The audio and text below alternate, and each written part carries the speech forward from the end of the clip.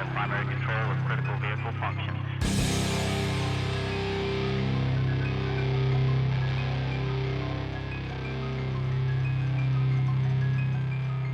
Roger roll, Discovery.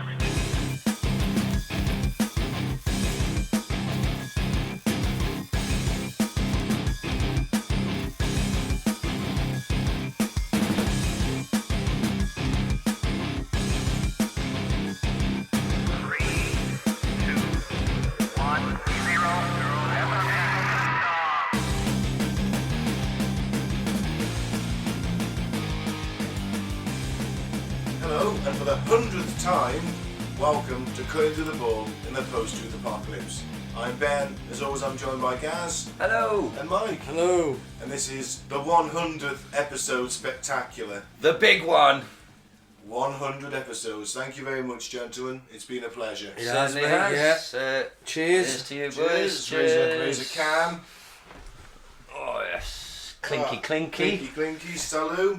I'll let you tell them, but we're going for the 100th episode. We're going for one of the big boys. Are Yes. we not?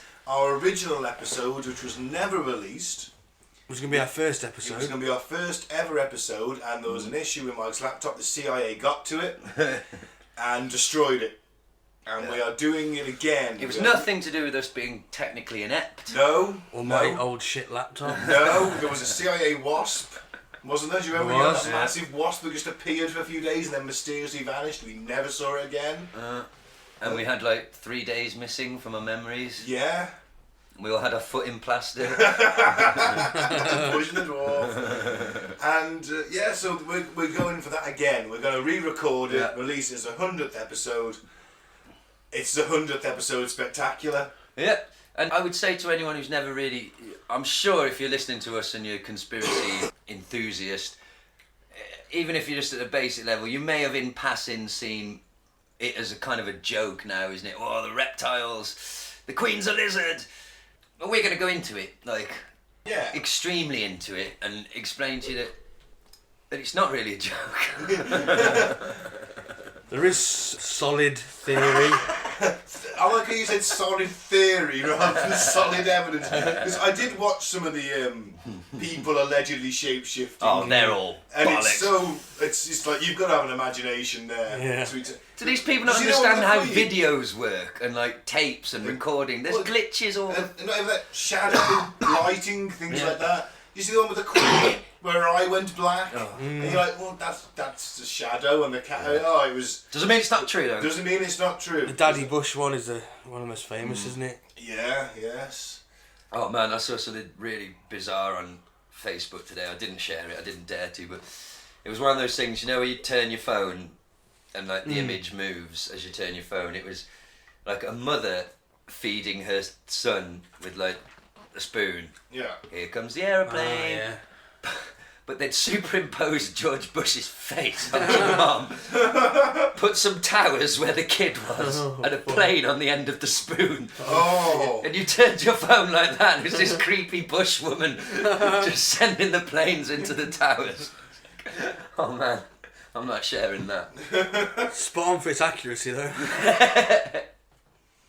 Oh, bless him. Well, So- that'll be a future episode one day. This is our 100th, Ben, but it could be somebody's first. So It do is. you want to explain what we're going to do? So how we're going to first- do it? Yeah, absolutely. First, we'll start with weird news. That'll go on for 20 minutes, half an hour, and then we'll crack on with the main cut and thrust of today's topic. But just before weird news, a little small segment where we thank some listeners from around the globe, because we are just three blokes sat in the West Midlands in the county of Shropshire, The Shire. in the Shire. That makes us sound posh when we say we're in Shropshire. We live in a town called Telford in Shropshire. Google that. I was trying to make it sound better than it was. Google that, but bear in mind, I've never driven a taxi.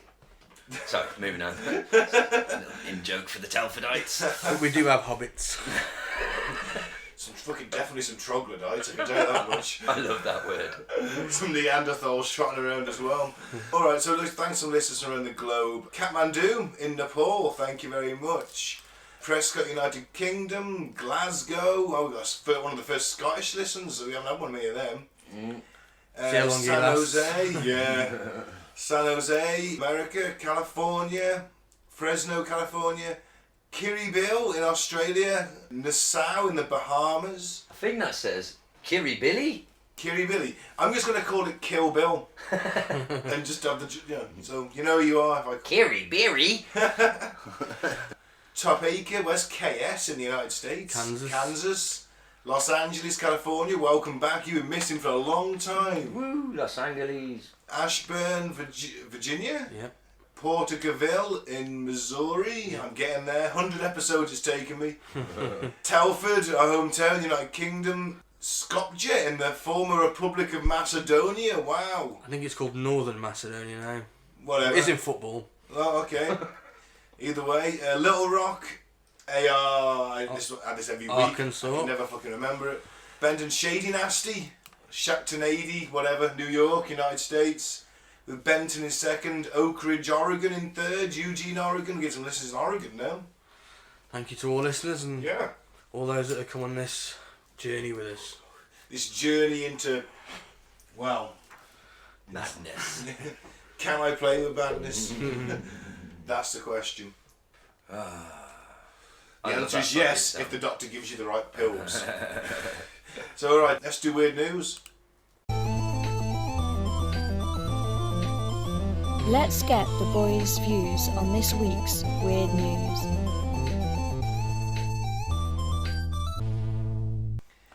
The Navy says the UFOs in Tom DeLonge's videos are unidentified aerial phenomena. This is a biggie. Yeah, it's what we suspected though, isn't it? Yeah.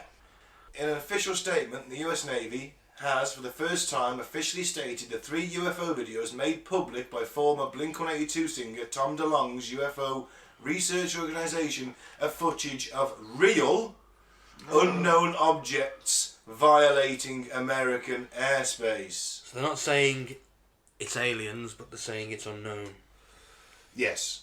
Which is still pretty fucking Yeah. weird, isn't it? You'd like to think, we've been around for a while as humans, we know a lot of shit, like, how can it be a thing that we don't know? Yeah. Yeah. It's pretty fucking Yeah. crazy, When it isn't first it? came out with this Tic Tac thing, and I was watching some news show and they brought Neil deGrasse Tyson on, and he was quite blasé about it, saying, it doesn't really show anything, it could be anything. But you don't know what I it know. is. That's thinking as a the thing is, scientist, surely that should you- freak you the fuck out. Yeah. Yeah. It does me. But he says, until you, bring me an alien or whatever, it's speculation. But yes, he is right in that. Yeah. Until Will Smith rocks up with an unconscious alien in the back of a pickup truck to Yeah. Neil deGrasse Tyson's house, Yeah. right, then, yes, then it's aliens. But at this point, we've been seeing this shit for 50 years, 60 years nearly. Or 70 years, when was Roswell? 47? What's that put us at? 47 to 20... 70. Don't ask me to 70 count odd while we're years, recording. right? 70 odd years we've been seeing this stuff in our modern era, and obviously we did there's all that ancient alien stuff going on, and all of a sudden we've got our best ever technology in the military, the radar, the fighter jets. These things, our planes can't even keep up with these things. They're doing stuff that our pilots could never do because they'd kill themselves doing, or the plane would break apart. And it's like, And if it's not alien, what is it? yeah. What? Because Some sort of weird, insane creature that we know nothing Yeah. about. Like, if it's a being, if it's moving with intelligence, I mean, is it a craft or is it a creature? Is it a mixture of both? Is it a living mechanical being, like a transformer? robotic being. What did I say? Living mechanical. Oh, yeah, they have Yeah, but there's no sparks, they have organics. souls. There's no organics in a No, there's no transformer. organic matter. Some people do think if there's intelligent life out there, first we'll find their drones. That's Yeah. very true. No, yeah. it could be a drone. A scout drone. But if it's Earth-made, It could be the Russians. will the US military admit to it? No. Yeah. If it's not Earth-made, will they admit to it? No.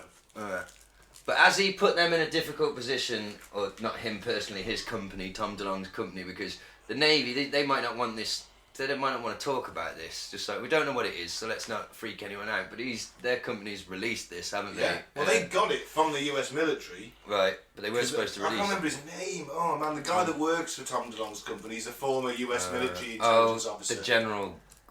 Was he a general? Or is that He was somebody some officer anyway. In the Yeah, intelligence. he's Baziago. No, it's not Baziago. That's a time travel he's a dude. Latino guy. Though, Yeah, isn't he? yeah, yeah. I can't remember his name. Might say further down the article. Captain Burrito. Hey. You know what? It's Captain Burrito for a bit until we get to his name. To anyone who's listening to that first episode, that would probably sound like a massively racist statement, but it's an in-joke. It's actually. It goes back to Go back I didn't to think about that. It goes back to our second episode. Yeah, go all the way back to episode 2.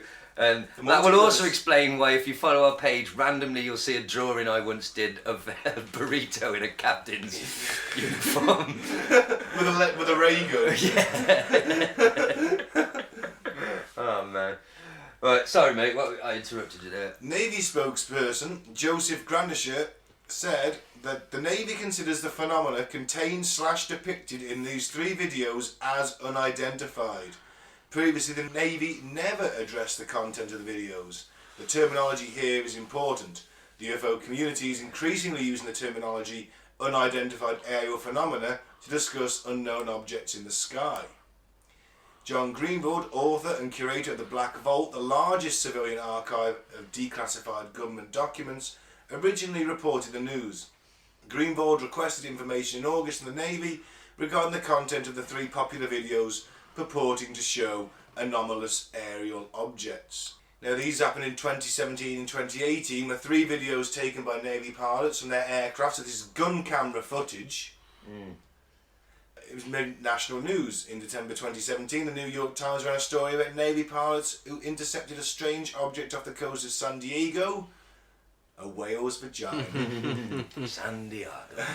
On November 14th, 2004, a man to shoot video of the object with their F-18's gun camera.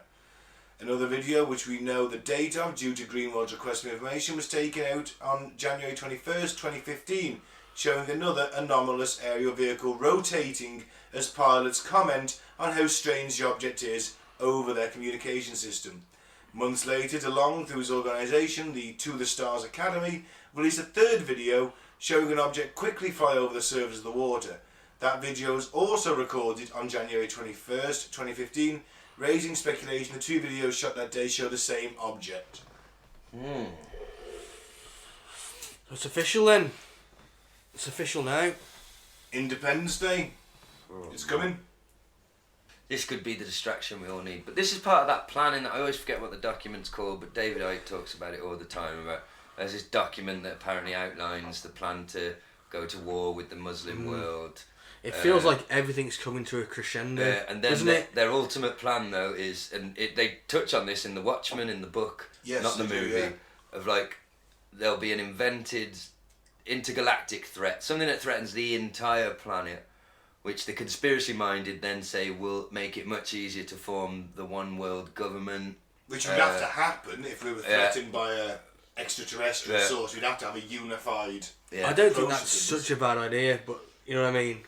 If Mike's the a alien secret threat is NWO. real, but if the alien No, threat even is if it isn't- hologrammatic... Even if it isn't, maybe that's the only way we can One sort the world. world.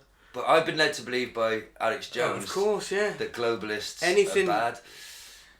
But anything I is... do find it funny. Depends There who's in should- it. You can either be malevolent or benevolent, can't you? If you had a benevolent world government, and it would work, wouldn't it? But then the the dude problem in is charge. if it's a cunt, if it's a cunty government, everyone's fucked. Whereas we know our government's cunts, but they're a bit less cunty to us I than, suppose- say, the government of Venezuela or I something. suppose the UN, in a sense, is a world government. Yeah, but they don't overrule, They do. No, do they? I don't know how it works. I honestly They don't can install, they can send in troops, can't they, if Yeah. they want to, so... Economic sanctions, whatever. Yeah. know. Yeah, but we'd be safe, wouldn't we? 'Cause our troops make up a proportion Yeah, of but the so UN, don't they? I don't know, And we've got the nations- veto. Fuck 'em, we'd fight the UN. We'd beat the UN. We could beat them, Ben. Well, we could beat like 127 nations. Yeah, we could beat them. We're Britain. We used to have an empire. Brexit. Sorry, You've gone very I went red. full gammon. You've gone very red in the face. Never go full gammon. None of that fucker who'd rather die than get insulin. I'd rather leave and die than get insulin and stay.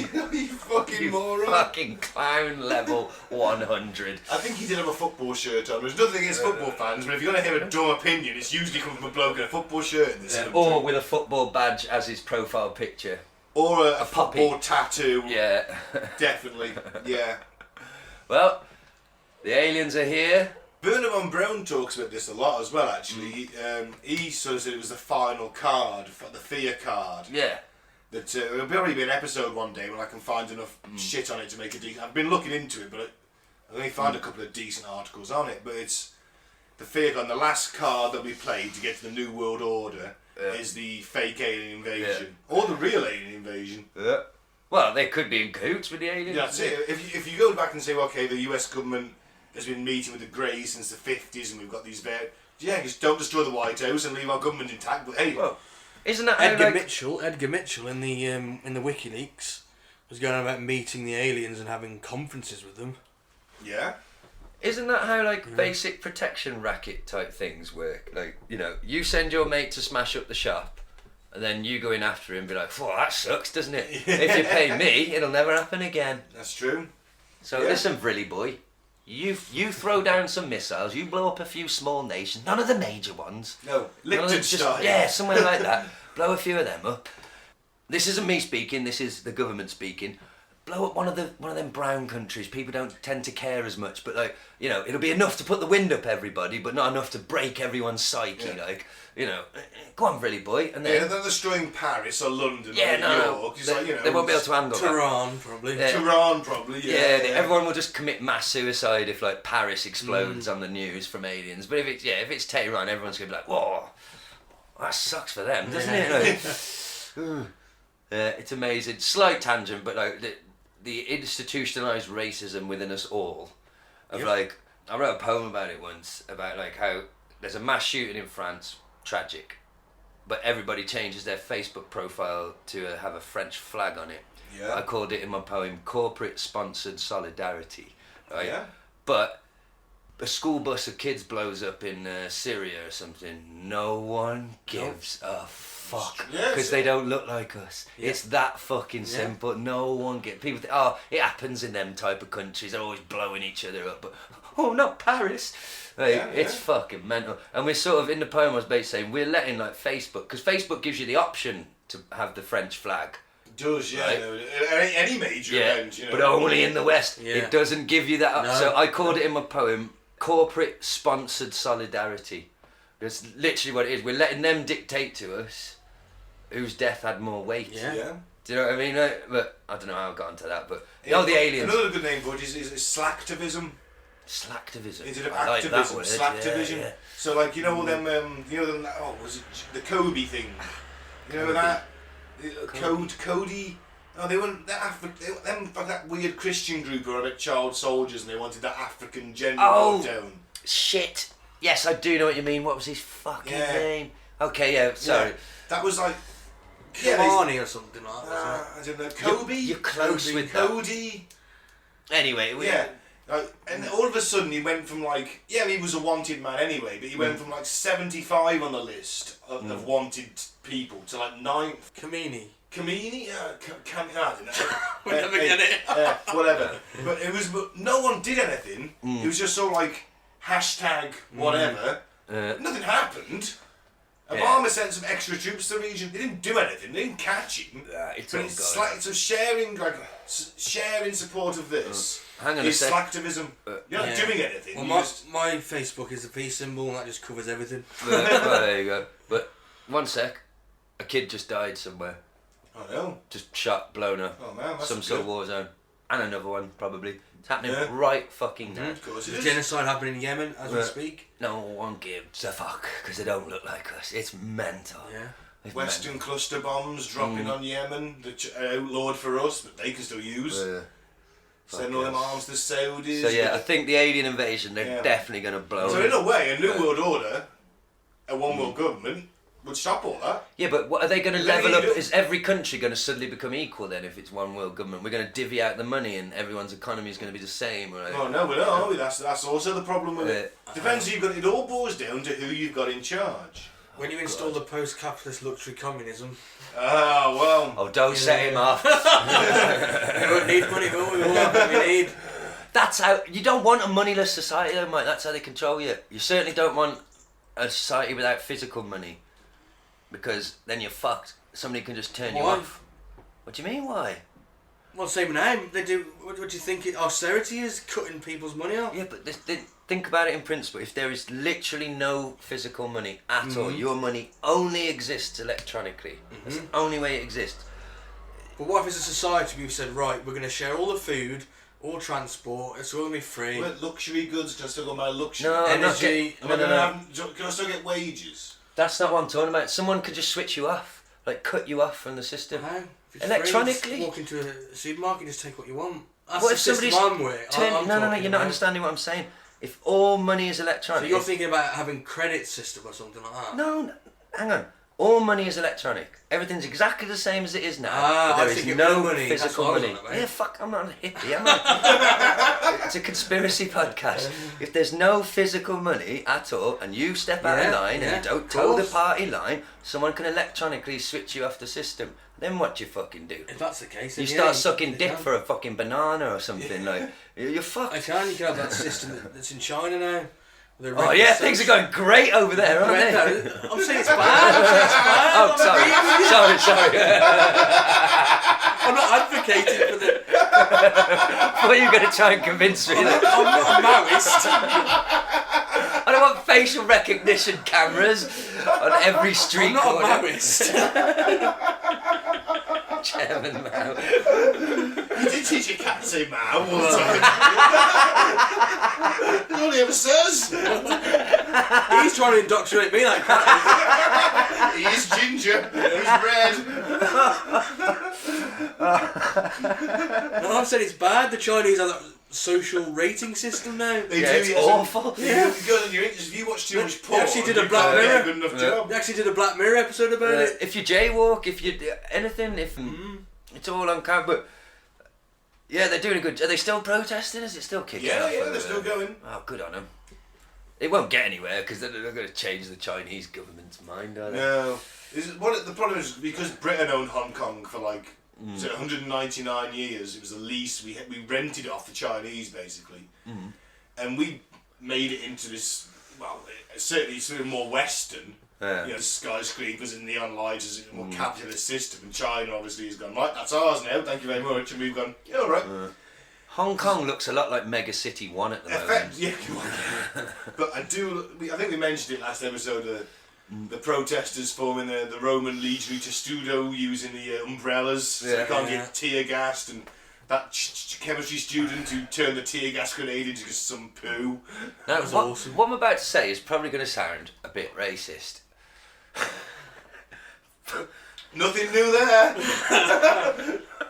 How does facial recognition technology work in China? Oh God. Oh, you may want to cut this. No, you're not cutting that. I stand by that joke. Fuck 'em. Bernard Manning of podcast. Listen, mate, there's some little Chinese kid somewhere sat there holding his eyes open upways going, oh, fish and chips, fish and chips. So, fuck 'em. Well, I suppose it's just both ways. Exactly. Don't forget your white privilege, Gaz. Oh, fuck me. Oh, check your white privilege. Bill Burr's latest stand-up, spoilers for listeners if you haven't watched it, it's fucking amazing. He's like, I'm sick of being told about my white privilege. By white women? He's like, you're in the jacuzzi with me, bitch! Like, fucking hell! I feel bad because I'm not in anyone's jacuzzi. But do you know what I mean? He's got an amazing point. It's like, Yeah. you know, check your white privilege. All right, after you. You know what I mean? Like, Does it? I mean, you're a woman in the West. You're not oppressed. Fuck me. Get off. I didn't see any white privilege happening in my life, though. The oppression Olympics. You do. You don't see it though. No, you got that job ahead of that black man. Well, I didn't. You know. There's no black guy who went for my job. Well, you don't know that, do you? I do because I know I went for it. There's like 6 people went for it, and none of them were black. Well, whatever. Somewhere down the line, you've had it. Well, to be Believe me. fair, yeah, because like my best mate Lee knows that when he talks to new people, because he's an Indian guy with long hair and he's used to a life of people being, not everyone, but a lot of people being racist, he like poshes up his accent and, you know, tries to put people at ease. Like, that's something that he has to think about, Yeah. which is really fucking sad, isn't it? Like, but we don't, do we? You don't notice your privilege because you don't. yeah. You just don't notice the. But it's like when people say it though, check, like, you've got white privilege. What the fuck do you want me to do about it? Because if I fucking black up so I haven't got it, you're going to fucking get me fired, aren't you? Trudeau's tried that. It's got him in a lot of trouble. never Yeah, but I liked don't understand what is so like. If I wanted to go as Mr. T to a fucking fancy dress, I don't get what. So it's not as if I'm like on stage going like Al Johnson, is it? It's like, oh, he's fucking dressed up, man. Oh, I don't know. I don't get it. I guess as a white person, I'm not qualified to comment on it, but blackface. What's the problem? Oh fuck! I'm out racist in myself this week. Yeah. All right. Yeah, it can be considered offensive. I am joking. Right, but at the same time, it wouldn't bother me if a black guy whited up. It was Hulk Hogan. That'd be funny as fuck. It'd be hilarious. Wouldn't bother me. Although I've got to say, But then we've not been in a press But then we race. haven't been in a press race. Yeah, there is that. and I too, would yeah. say, you know, all jokes aside, like, if you're a white guy doing fancy dress, like, just pick a white character. There's fucking loads. Yeah. There's loads of good ones you can pick, like, and it's all right. Nobody minds green face. You could be the Green Hulk. Yeah, we Hulk, we Yeah. Deadpool. If you're that intent on painting your face, you know, Joker. Mm-hmm. I am joking. I do. Obviously, I'm not a thick person. Emily, listener. I new understand. joke why. you should think we'll see this Halloween? Oh, the new style one. Yeah. Loads probably. I've heard it's really good. Yeah, me The too. reviews are good, so Oh, Joaquin Phoenix is a fucking great actor. Could you move on to the Adore next him. article? yeah, I love him. UFOs are fucking real. The Navy says they are. They shouldn't have released those videos. It was all a mistake. Boom. UFOs, real. Kentucky Hopkinsville encounter, real. Betty and Barney Hill, real. All of it real. It's happened. How long did that story take? 26 minutes. Alright, so next piece of news then. Next piece of news. Passenger takes poo on seat before getting off at Strood bus stop. Wow. This is in Kent Live. Oh, and there's a picture. Oh, Jesus Christ. Yeah. He's a larger gentleman. Oh, man. Is it a gentleman? Yes, it is. I think Is so. it him? So, it looked like somebody's nan. Could be. I was judging it based on the way he was holding that bag. It's basically. not him, is it? Is it him? I thought Well, that's it two was. different pictures. Oh, yeah. Oh, yeah. Yeah. Ah, gotcha. Thought it was the same bus. Yeah. That's him exiting Yeah, the scene I after. see it, yeah. Fucking dirty bastard. When you gotta go, you gotta go, Mike. Go in his own pants and then at least. I don't know if I could just fucking Would you shit. prefer I him think to I- be you know what, I walking just- around plastered in Well, if shit? he's going home, then. You No, don't know just- 5 tell you minutes what, to the bus pull, stop. pull the fucking cord, press the button, get off the bus and find a hedge to go behind. Don't just drop your ass on the bus. Yeah. There's people on it. That is vile. A bus passenger reportedly defecated on his seat before getting off at his stop last night. The incident is said to have taken place around 11:45 p.m. at Strood Station. Bus operator Travel Masters posted on social media this afternoon in the hope that someone will be able to identify the person involved. In the post, a spokesman for the company said, "To the man who got off at Strood Station last night at 11:45 after defecating on our seat, we have decided to show your face, as you should be embarrassed, and hopefully someone will come forward and name you so we can take the matter forward." Wow, they take no prisoners. Wow. But then, yeah, that's pretty mean, you know, isn't it? Is that as bad as shitting in a crisp packet like them Burnley women do? At least they're in the queue for the At toilet. least they tried to get it into a receptacle. Yeah. Yeah, and they're in the queue for the toilet. Yeah, they were making the effort. Yeah, making the effort. Not just this guy. I mean, at least get off and... She shat in a crisp packet. I still maintain you've got to be extremely confident of what kind of shit you're going to have. If you're going to shit in a crisp packet. Haven't you? I reckon I could fill a crisp packet. But you've got to be very confident of what kind of shit Yeah. you're going to have. What if it's diarrhea? You might want to fit more in. You need two. You need 2 packets. And it's not like it's going to be hard to find this guy. Well, He's a very large gentleman. In a cape. And yeah, he's wearing his, to explain to the listener, he's wearing his jacket, but he's got like the top button done up, but nothing else. So it's like Ben says, a bit like a fucking cape. When you were a kid and you used to put your coat on and pretend to be Yeah. Batman with the hood, he's wearing it like that. He's very large. He's carrying a large bag. I don't think it's going to be that hard to identify this guy, to be perfectly honest. He's fucking huge. Imagine the shit that come out of that fucking fella. I bet it wasn't solid. He looks like he's on a high-fat diet. I've often thought. That's not fat shaming, I'm just Yeah, making an no, observation. I've often thought, isn't it fucking weird? Like, you do a shit in the toilet. Obviously, not on a Right. bus. No. Or in a crisp packet. No. You shit in the toilet, right? And it's and that thing that comes out your body and then goes into water, so it's suppressed. It's not like it's in the air for long. Shoop, out your bum into the water. Yeah. Stinks out. the entire fucking room Yeah. for sometimes hours afterwards. How potent!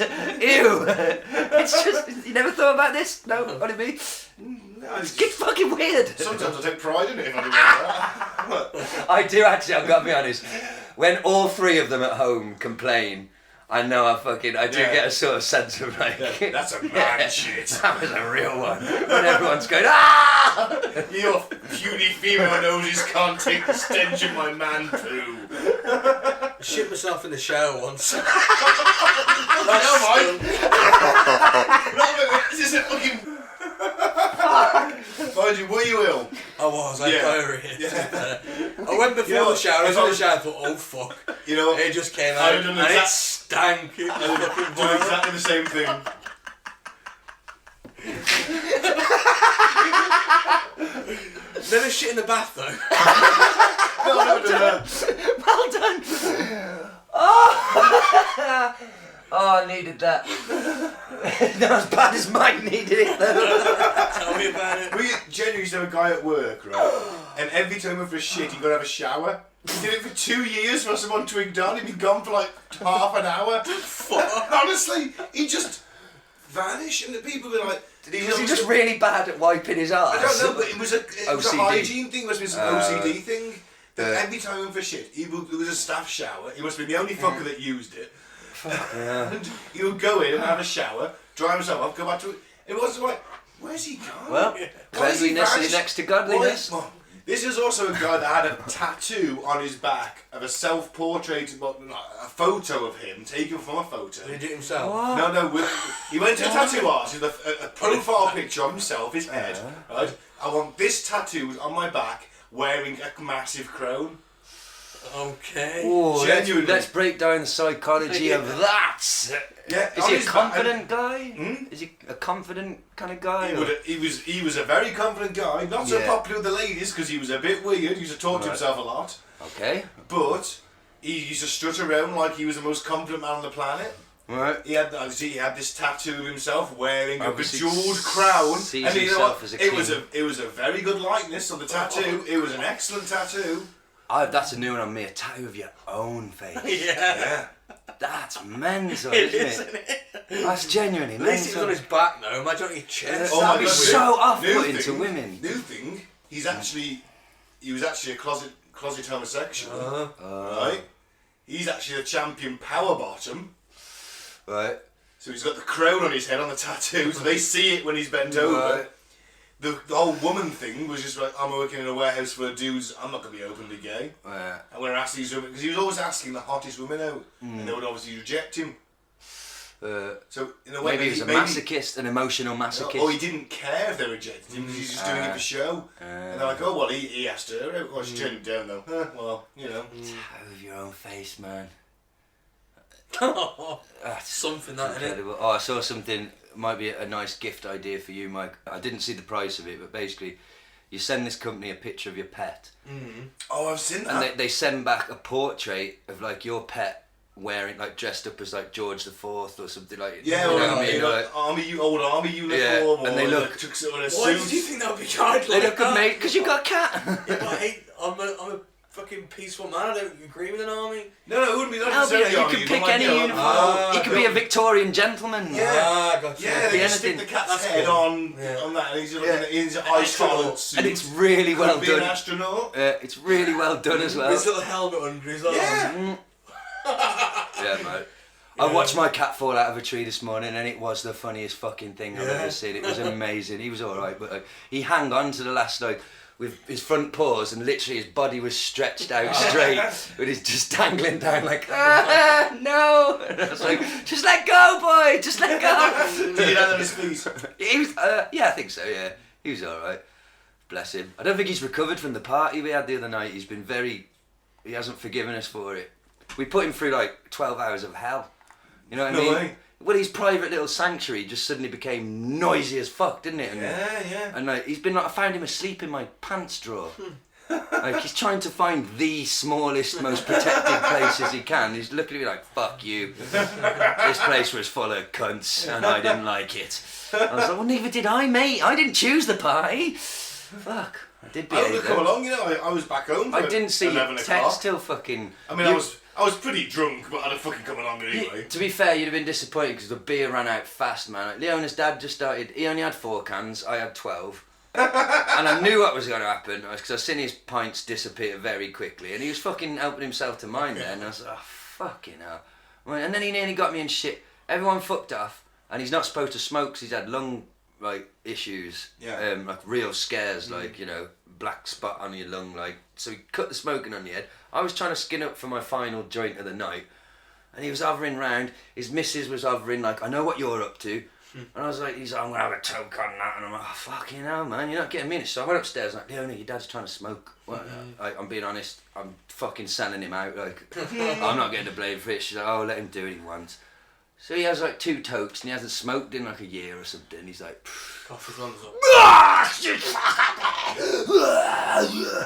no, lad. I was just like, fuck me. Was that worth it, mate? But then again, I don't know what it's like to have to give up smoking and then That's a good point. go to a party where everyone's just fucking. That's true. This was a new experience on me. I couldn't give a joint away, man. Fucking hell. Do you smoke? No, don't touch that shit.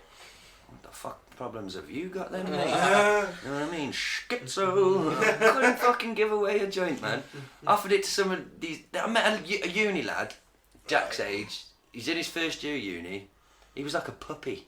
This gay lad, not because he was gay, because I was like, do you drink? Do you want to drink? No, I don't drink. Like, at all? No, I don't drink alcohol. Do you smoke? No, nothing. I was just like, what are you? Like, and he was just like this happy little puppy. He was just like, oh, I don't need to. I was like, fuck me, man. Wow. What a life. You bastard. Yeah, and like, fuck Was you he- being what- happy without needing drugs. Was he like that little dog that then people took around the globe and gave a variety of different outfits? we had on the news once. I bet he's the kind of guy that shits on buses. He's probably into some dirty S&M shit. Yeah. He's Yeah. going after he finished that party. He went to some underground S&M club and got put on a St. Yeah. Anthony's cross and whipped for a while. Fuck me, daddy. Put in a sex swing and anally violated by several men, maybe allegedly. Doesn't mean he's homosexuality, you know. Nah. You know, just I did find it no funny. drink, no drugs. You and something, pal. I do find it funny as well that like my partner's nephew is openly gay, like, and his whole family just completely accepts it. You know, even like granddad, everybody totally fine with it That's good, isn't at it? all. Yeah. But as soon as he tried that, like, I'm gender neutral, everyone literally said to his face, "Oh, fuck off."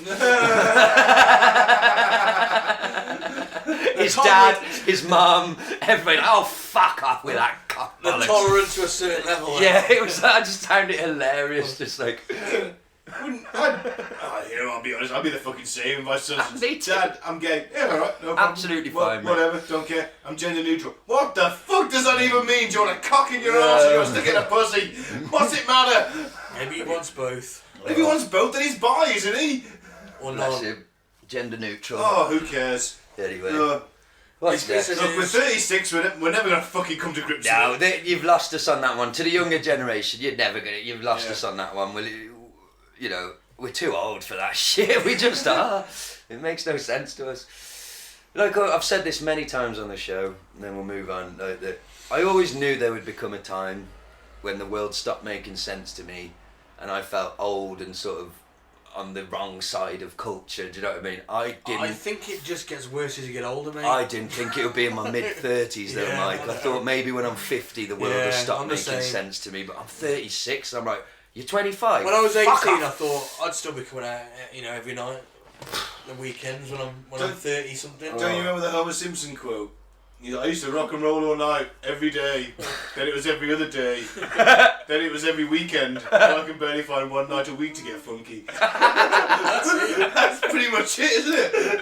One night a year And now. Homer's like 40 in the I show, know. isn't he? He's like 40. Well, this is why we're going to support the Tigers this season, because we're going to fucking make a commitment to drag ourselves out. To an event. Yeah, to a thing, like, and it's going to be a boy thing. My missus is not going to be happy about it, but fucker. Oh, in the so nicest we're possible doing a way. podcast. You're getting one night away at the weekend for a podcast and a night for the hockey. Whoa, pushing it, I man. think you are. I think you're getting strap-on raped. I at tell her some all point. the time, you can go out with your friends. Fuck off. Like, honestly, I don't mind. The burning man, go out with your friends. Fuck off. Get out the house. Give me some man time. And then she'll come back with, well, I want to do things together. With you, she will be. I think she's going to come to the hockey Yeah, next that's Sunday, cool. which is fine. Yeah, I don't have an because issue with that. I don't think she's going to come every time though. But like, Well, they always do with me. because I do literally get the like, oh, I wish you'd take me out, and it's oh fuck, I fucking hate going out, Leona. It So costs hang on. money. Hang on. I wish you'd take me out. Let's go to a nice hockey match Yeah. with my friends. I'm bringing the boys. And you can be the only female there. No, there's quite a large. I would say. No, she's the only female in our Oh, in group. our group, yeah. Well, you know what they're like. She'll bump into another one, won't she? Yeah, probably. I am. In the ladies' room. I've got full Bernard Manning this episode. They always go to the toilet together. They do. We all like. Mike, as you have no penis, you're probably going to have to go There with we us to the go. toilet. That'd be a bit weird. Is there anything worse than a bloke talking to you at the urinal? Oh, God, Do you know what I mean? horrible, Like, fuck off, you pervert! Yeah. Or when you stood down an end, yeah, there's like 3 urinals. Oh, he comes and stands right next That to you. is wrong. Yeah. It's like, what are you doing, mate? That That's is- not etiquette. I No, always that's do not urinal Because etiquette. if you're the third one in, there's a guy at one I end. never the pick guy the at middle other, one. You go with the middle. Middle. Yeah. You And never then if go- someone else comes in, that's where the difficult choice is Yeah. for you. If you're the fourth man in, If there's an odd number there's of. an on, then you You get wait. But well, no, I guess I have to make a choice of left or right. If there's anybody behind me, I might wait. If there's no one behind me, I might wait. If there's people behind me, you gotta go. Otherwise, Yeah. It that's a bit depends weird how to many say, beers are no, in me. wait, you next. Yeah. Yeah. That's not Depends. Do you know what? I've honestly gone. I hate to admit it. I'm losing man points here, but if there's only one urinal left and there's an empty cubicle, Yeah, I'll go cubicle. piss in the cubicle. Yeah, me too, I'm yeah. not fucking muscling in between No. two men with their. Yeah. cocks. It's so weird being a It man, is. isn't it? It's It's horrible, isn't it? There's nothing worse than standing next to Yeah, Other- so other fuck men with you, their fuck dicks you out. male privileged feminists. Nothing worse than going to your right Yeah. and there's 2 blokes to the side of you. And sometimes your piss is like a little. I'm speaking for myself. I'm doing a little trickle piss, a really pathetic piss, like. And the guy next to me is just going. The thing is, you can Like a see it at the racehorse. corner of your eyes. Yeah, and I'm you can just see like, their streams. Jesus Christ! Why don't I piss like a real man? He's calling me names in his head. Yeah. and your eyes have to remain at that Oh fuck yeah! normal level. Do you know what I not mean? look to Do the side. not look down. There was one, I can't remember what pub it was, but there's one pub I went into, and every day, well, they changed there was a photo frame in front of each urinal, a frame on the wall, and they would put the front page of a newspaper. I've seen in there. that. Yeah. So you go there and you look straight ahead and you read the newspaper. Yeah. And you're like, I'm being educated and pissing. I remember that. They must have done that in a few pubs. It must have been a thing. Yeah. Yeah. So I've definitely seen that. Yeah. But I love how simple we are as men. Did you hear that thing that come from that book Nudge that like it was some airport somewhere and all they did was put a vinyl sticker of a fly Yeah. in the urinal, right? Right. And we are such fucking simpletons as men. What's that fly become then? Target. Exactly. We can't resist trying to hit the fly with the piss.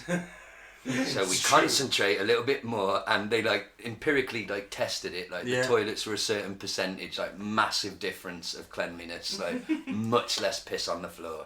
We are that fucking easily led psychologically. I fucking wouldn't change it for nothing. Just don't go shitting on buses. No, don't do that. No, don't shit on a bus. Next one. Okay.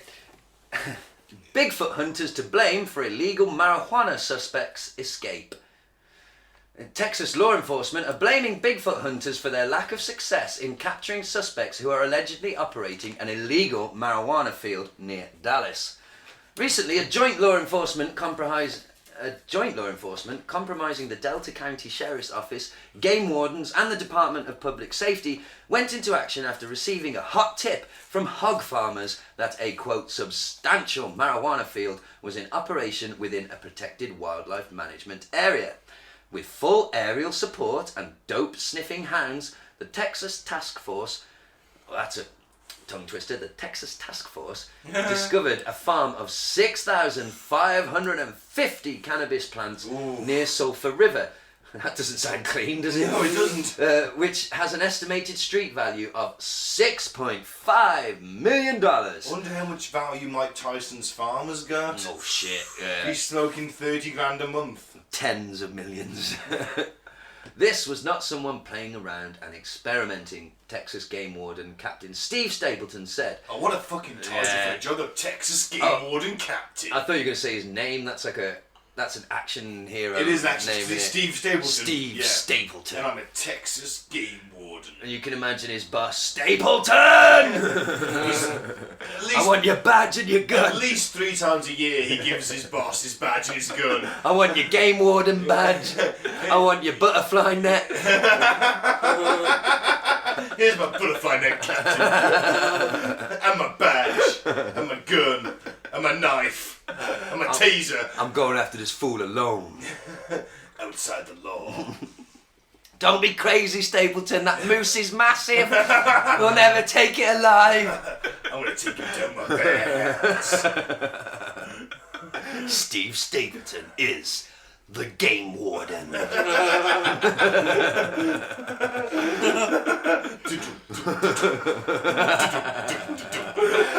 He's him fighting a grizzly with his fists.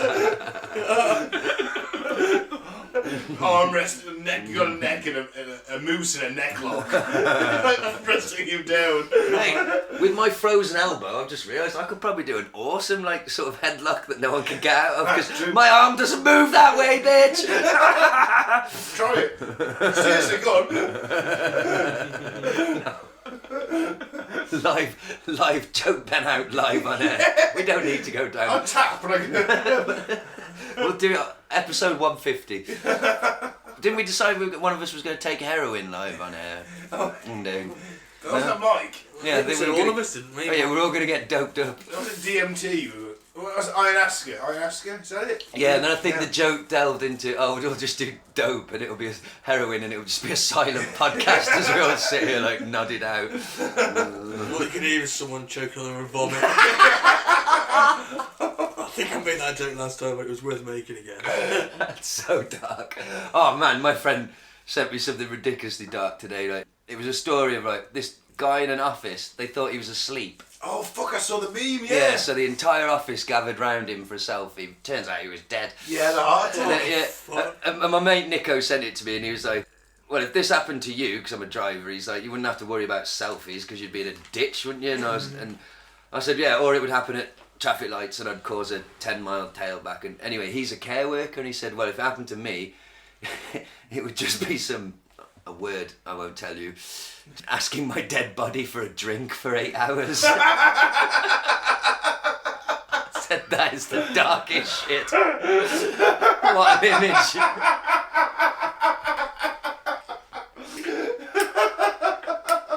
Wow. To borrow a phrase from Ben, that's grimdark. But did none of those colleagues notice his chest wasn't moving? Or He looked in the photo. He was grey. yeah. I mean, he was dead. Yeah. It was posing with it was it. not shit. I mean, all right. Do you reckon that's traumatic for the people that found out? Oh fuck yeah. Yeah. I'm a first aider. I've been a first aider for 10, 13 years. I've never had to do CPR. Luckily, I've Thank never God. found a dead body. Nothing like that. I know people at work who have. Bloody hell. Yeah. At work? Yeah. Crikey. Oh man, we had a security guard go down with a heart attack in on the gatehouse. Oh shit. Yeah. I bet he was there for Right. ages. Yeah, too late for the CPR to make Yeah. any difference. He survived, but Oh, really? Oh, thank he fuck. survived, but he died later on Wow. because of it. One person found a lorry driver dead in their cab. Oh, man. Yeah. Your place is cursed, man. Oh, God. You got a guy that hung himself the other day, didn't you? Yeah. Not at work, though. No. Well, Never anyone do it at a man, work. again, like we were saying, Yeah, and he was in his early 30s. It was tragic. He was, biggest killer of men. Talk to somebody, lads. Yeah, Reach definitely out, do. for fuck's sake. Please do. For fuck's sake. We've all It's been not, there. it's not you that's wrong, it's just society, mate. Exactly, we've all been there. It's not weakness. And it's Message incredibly... us if you really know what to talk to. Fucking message us and we'll Well, talk to reach you. out to anyone. There's numbers, there's lines. If we were professional, we would. But you can Google it. It's all up there. It's just fucking hell. That's my public service announcement. Wow, 100 episodes we're doing public service announcements. Well, you know, we have a social responsibility, Yeah, Ben, as true. I megastar podcasters. That's it. We're the Beatles of the podcast world. There's only 3 of us. Well, Ringo. You know. You could have just had one of them wind-up monkeys. Taps the cymbals. You talk with the voice of Thomas the Tank like that. I think Brexit's really cool. Peace and love. Peace and love. Oh, fuck off, you millionaire That was a twat. Jimmy Savile impression. No. Now then. No, that was me Ringo. Savile's more like, what was that little rhyme I made up? Can you remember it? No. Something about the hospital. Dingle jangle, dingle Oh, jangle. no, was it like, it was for Christmas, wasn't it? We did Jimmy Savile as a Christmas Yeah. episode, yeah. It was like, jingle jangle bells, Jimmy smells a fresh corpse in the mortuary. Sorry. Moving on. Moving on, carrying on with the article. So how did it's me reading it. We've done Steve Stapleton. £6.5 million worth of marijuana. We've read Steve Dollars. Stapleton, so the drug busters. And A group of Bigfoot hunters who were hoping to find the hairy Sasquatch were stomping all over the place. Cameras at the ready, which is when cops say they lost the trail of the suspects. The justice obstructing hunters are not believed to be suspects, nor is Bigfoot himself. Good. I like me a hairy Sasquatch. Oh, listen, while the hairy hominid is... What did you call my mother? He's best known for Is he best known for inhabiting the Pacific Northwest? Yeah. But It's like true. that would, but if he's best known for inhabiting it, that would imply that he's real. Because he is. Oh. The enthusiast may have been looking in the Lone Star State after a San Antonio man claimed to have shot and killed a Bigfoot. Where's the body, San Antonio man? Oh, this is it. Because you'd think if you shot something like that, you'd at least, if it was too big to move, you'd whip your phone out and take a picture. Or if you didn't have a phone, you'd cut a finger off or something. Cut the head off. Ah, yeah. There you go. Imagine that, just walking in and going, putting that Yeah. on someone's desk. Where's my reward? Nah. Like the biggest skeptic in the country, whoever he is, the world's most famous skeptic, just walk into his office, put that on Yeah. the desk. What you think of that then, you cunt? Sorry, I hate skeptics. It's like Joe Rogan says, being a committed skeptic is a bit like a belief system in itself, like a religion in itself, because you're absolutely committed to just calling bullshit on everything. You know what I mean? Like, there's no open-mindedness to... Yeah, I fucking hate skeptics. It's like Brian Dunning. Oh, from you went to the Skeptoid. Skeptoid podcast, yeah. Joe Rogan destroyed him though, didn't he? He did. I must listen to that Absolutely. one actually, because I used to listen to Skeptoid. And while I admit he did used to do some good research and everything, and he only ever explained the easiest cases. To be honest, The bigger ones. the episodes where he clashes with people, they're few and far between. They're too awkward for me to listen to. I can't handle awkwardness. Do you know what I mean? Yeah. And cringe comedy I find really So difficult. sometimes I can't watch Peep Show. I love Peep Show, I but do yeah, love it gets it, a but bit. it's I'm like, oh I don't- God, Yeah. oh, it's too much. I don't know what it is, but cringe. The Office is the same as well. Sometimes I don't like Ricky Gervais. I think he'd like his stand-up. I probably would because he does a lot of atheism stuff and Yeah, he's a good stand-up. His most recent one on Netflix, I think you'd like it. But I get that he's fucking Marmite, definitely Marmite. But so yeah, to conclude that story, Bigfoot's real, and so is marijuana. Yeah. I think that's what we take from that, Can isn't we it? have a quick piss break? Of again? course we can, sir. First. Thank you. Mind you, it's the 100th episode. One of us should piss ourselves in celebration. Go for it. Okay. Piss and champagne. It's so warm. So, let's talk about reptilians for the second time. Yeah. Let's talk about reptilians. We should just say sorry to. Weird News doesn't normally take that long, but we're in a kind of celebratory mood. Yeah. So it's Yeah. 100 episodes, baby. 100 episodes. It's our centenary. Yeah, But we man. definitely won't be getting a telegram from the Queen after this episode. When we out her as a lizard, she's not going to send us a damn telegram. I said it's a turd in a box. A lizard turd. Yeah. From all the family. That Yeah. bitch. Sorry, Queenie.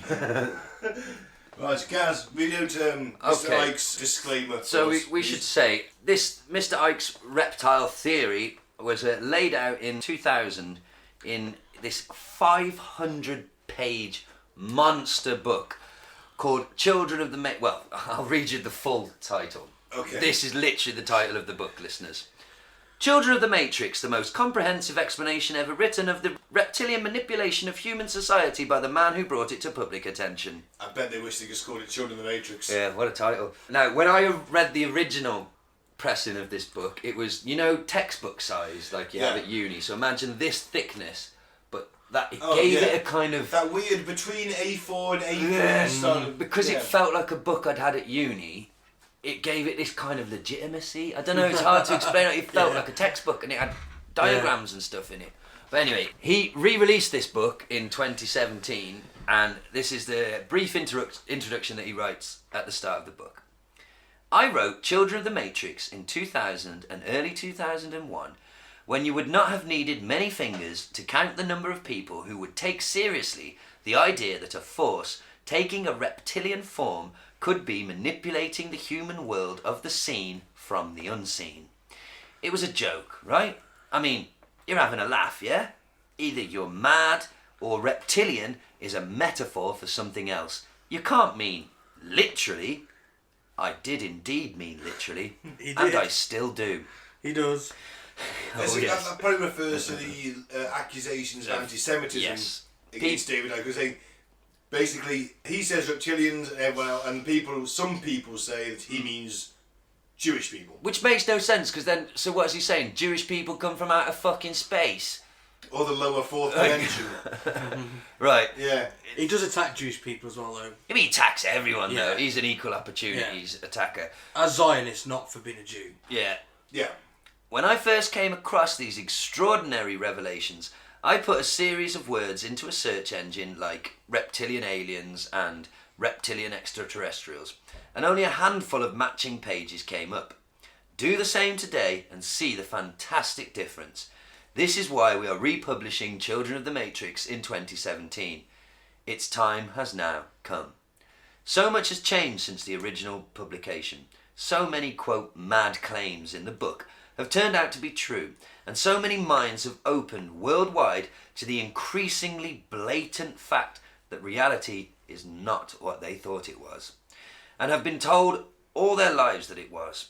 Reading back through the book before this publication, even I was taken aback by how revelatory it was in 2001 compared with what has happened and come to light since then. Yes, I know a great deal more now, and I have published this ever-expanding information in subsequent books such as Tales from the Time Loop. I'll let you read them out later. He's got lots of other books, folks. I've got a few titles where he comments on this, but yeah. But I couldn't be more pleased with the way that Children of the Matrix has stood the test of nearly 2 decades since the first words were typed, and all the ridicule that has followed its publication has been worthy. Every jibe, jeer and joke. If what you say has validity, it will eventually be shown to be so, and this is just the start. David Icke, December 2016. And he's kind of right, like, this was underground as fuck 20 years ago, and now it's a joke, like a commonplace, the Queen's a lizard, it's a sort of shorthand for I'm a conspiracy nut. Tinfoil on the windows, the Queen's a lizard. Yeah. Well, I, for one, have an open through, mind. The things that he went through after he Oh, was on the Wogan show, wasn't This he? is why I respect him. Yeah. This is what his movie that I haven't seen yet is about. It's called Renegade. Like, when you've been ridiculed as much as he Seems was. like it's still an 80s still Yeah, movie. it does. But, like, he makes a really good point, though. Yeah. Oh, we should maybe back up for the listener. If you're not versed in the David Icke, essentially in the 80s when he had a bit of a mental health issue, I would say, he went on a national television programme, you can find the clip online, and basically said that he felt like he was the son of God. Yeah.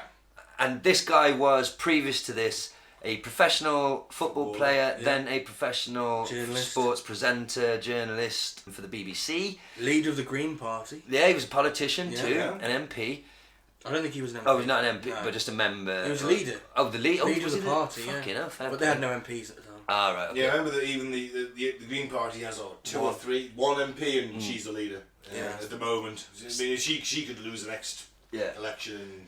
So he goes on TV and has basically a mental breakdown on national television. Back in the 90s, before cable probably, when there was... Just about starting, wasn't it? Yeah, but there's basically 4 channels, so millions of people fucking saw this. And the Wogan It was show the Wogan was, show, Yeah, it was one of the Was- main entertainment shows we had. there was like 2 talk shows Yeah. in the UK, the Parkinson, Yeah. Michael Parkinson, and Terry Wogan. Yeah. And Wogan was a bit of a cunt to him, Yeah. because he was clearly a man... Wogan was a bit of a cunt full stop. It was a man having issues. Anyway, and from this, like, Ike basically has this amazing stance, and it's one of the things I respect about him, where he's like, when you have been nationally ridiculed to that level, when your children are getting laughed at in the street, nothing anyone can say can fucking hurt you anymore. It's a freedom. He's got a freedom that we don't have, because that man, I believe, genuinely doesn't give a fuck No. what anyone I think he does a says little or bit. thinks about him. I don't know. Because I think he he keeps wants going to on be... about it all the time.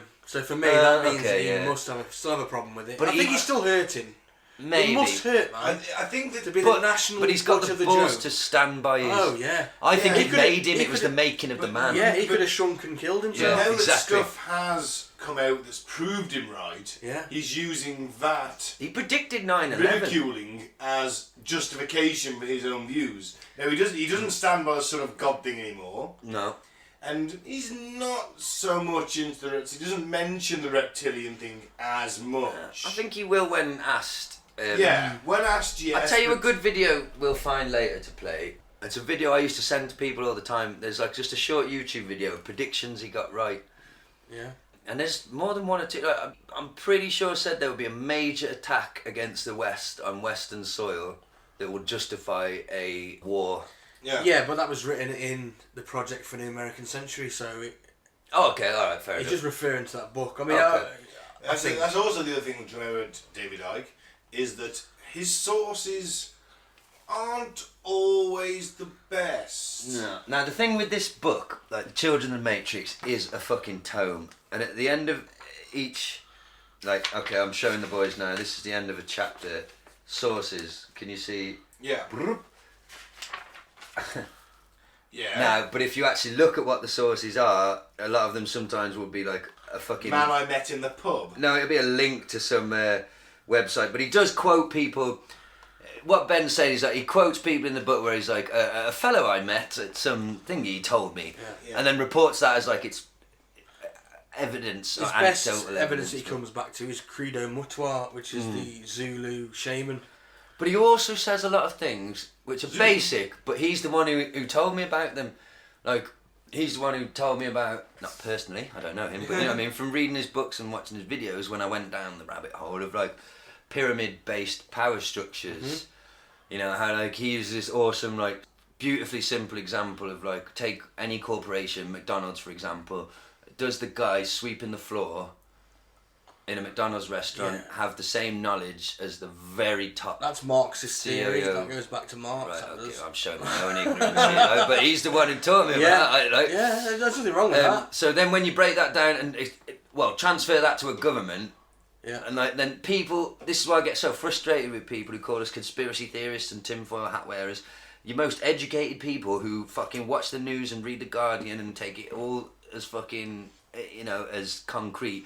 Like, what the fuck possibly makes them think that the very people at the top would share information with us fucking muggles on Well, the bottom? it's not just Of course they information, is it? It's- fucking I'm with don't. him 100% on that. Yeah, me too. It's not just information, Me too. it's wealth as well. Oh yeah, yeah. Yeah, Well, it's the entire society is a pyramid of information and wealth, and that what controls society, information and wealth. and The one whole of the era things, we're in, neoliberal economic era, is just to make money flow to the top. Yeah.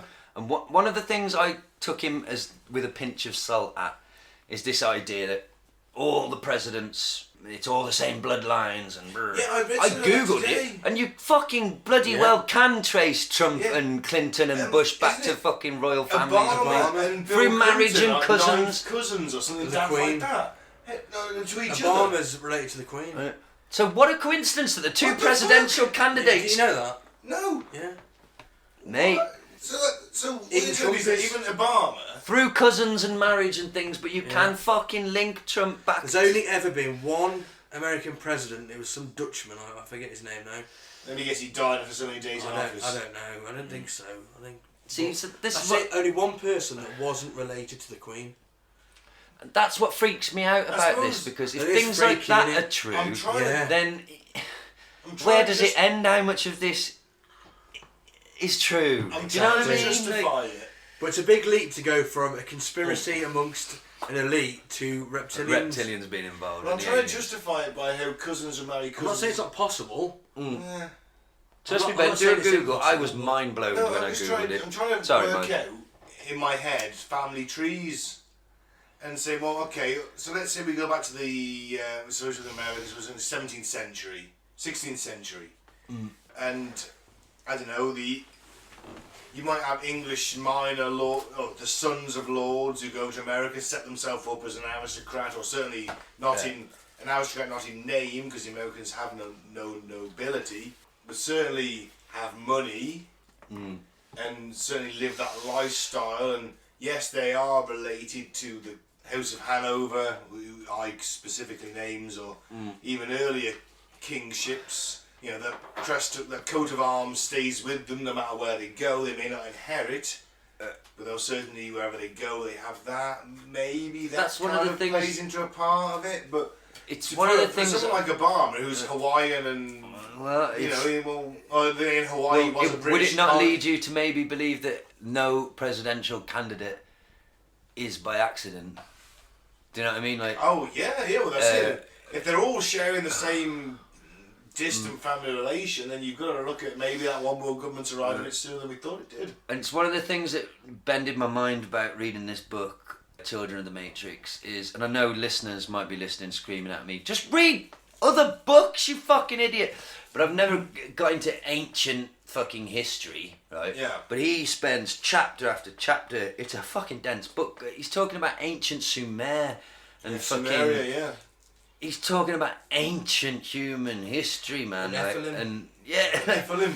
Well, I know I could read we'll get a into different that. book by a better historian and maybe get some better knowledge, but just the dude is.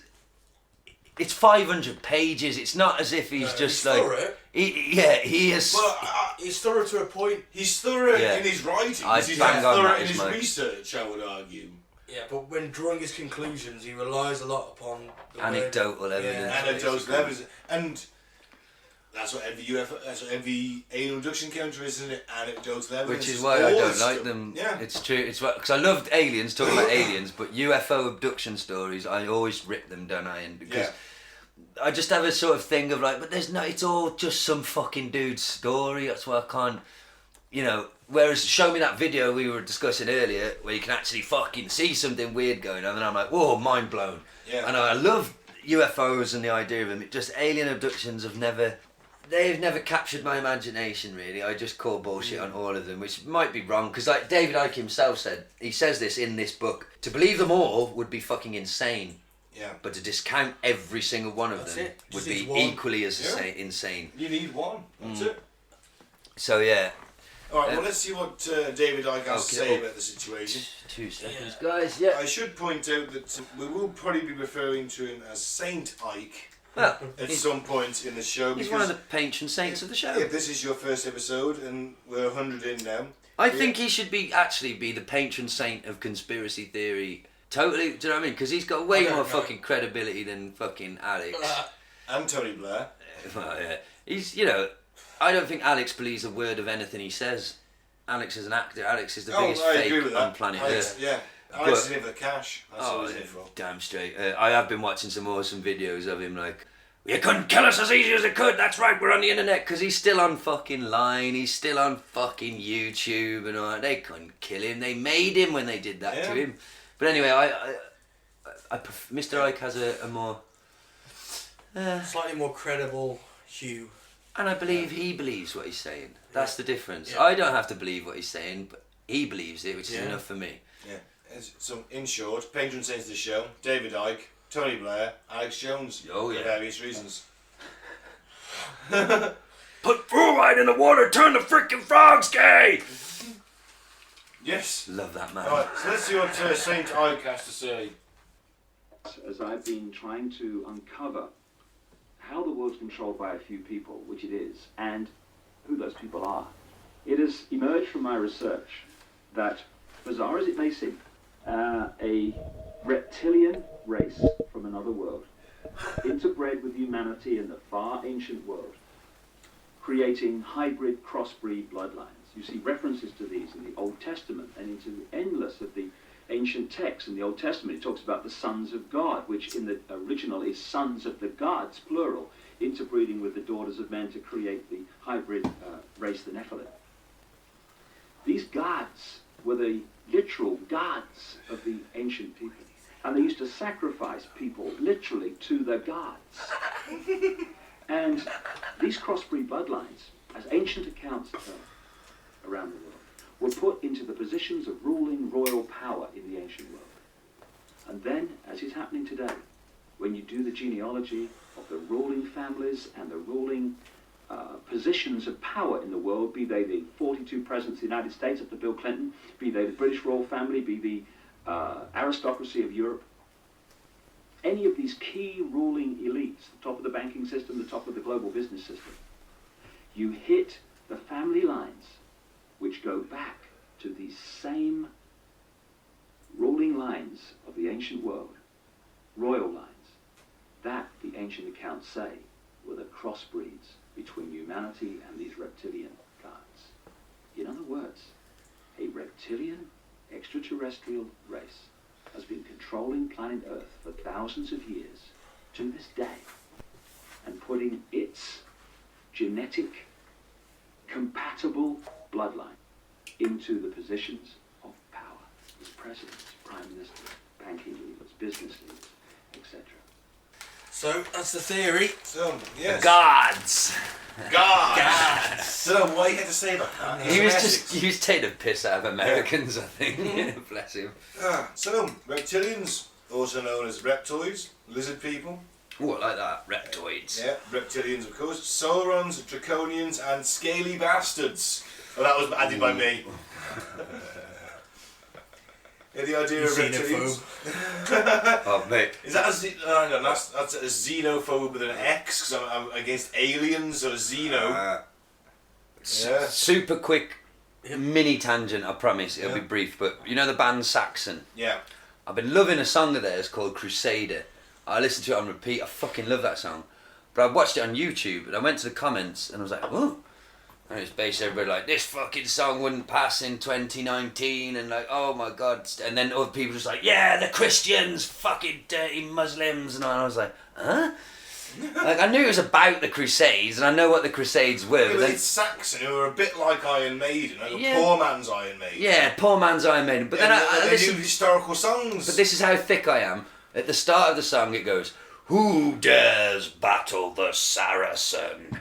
Now to me, the word Saracen is a word that like I've heard and it's just associated with old shit. I thought it's the same as Saxon or something like that. It's an old English like, and I googled Saracen, I was like, oh, it means Muslims, doesn't it? Yeah. Yeah, this song like, leave their blood in the sand, the Christians are coming! And I was just like, oh shit, all the lyrics make sense.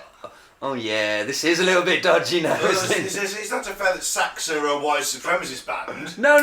They just wrote a historical song. Yeah, and they did a song. but Maiden are clever. Saying that, they did the Thin Red Line about the Zulu War where they were quite, oh dear, maybe they are a white supremacist band. But that album that it's on is so weird, because that's the opening track, right? And then the next song is an amazing up-tempo rocker called A Little Bit of What You Fancy. And it's literally That's very British. a little bit of what you fancy always does you good. Yeah. That's British slang for shagging me on a chip shop. And if you want a little bit of what you fancy, love, over the line, like you donate. It's a good philosophy to live by, I feel. A little bit of what you fancy always does you good, innit? But not too much of it. That's the thing. 20 pints, not good. 12, good for you. Anyway, back to the lizard people. Gaz learned what Saracen means. Also, fine lager used to get an Audi called Saracen Pills. Muslim pills. Yeah. And 2 cross That's swords a fucking oxymoron, isn't it? They're not allowed to drink. And 2 cross swords and emblem, 5%, get you smashed. Lovely. 8 cans of that, mate, you know where you are. You don't know where you are, that's the point. Oh yeah. Either way.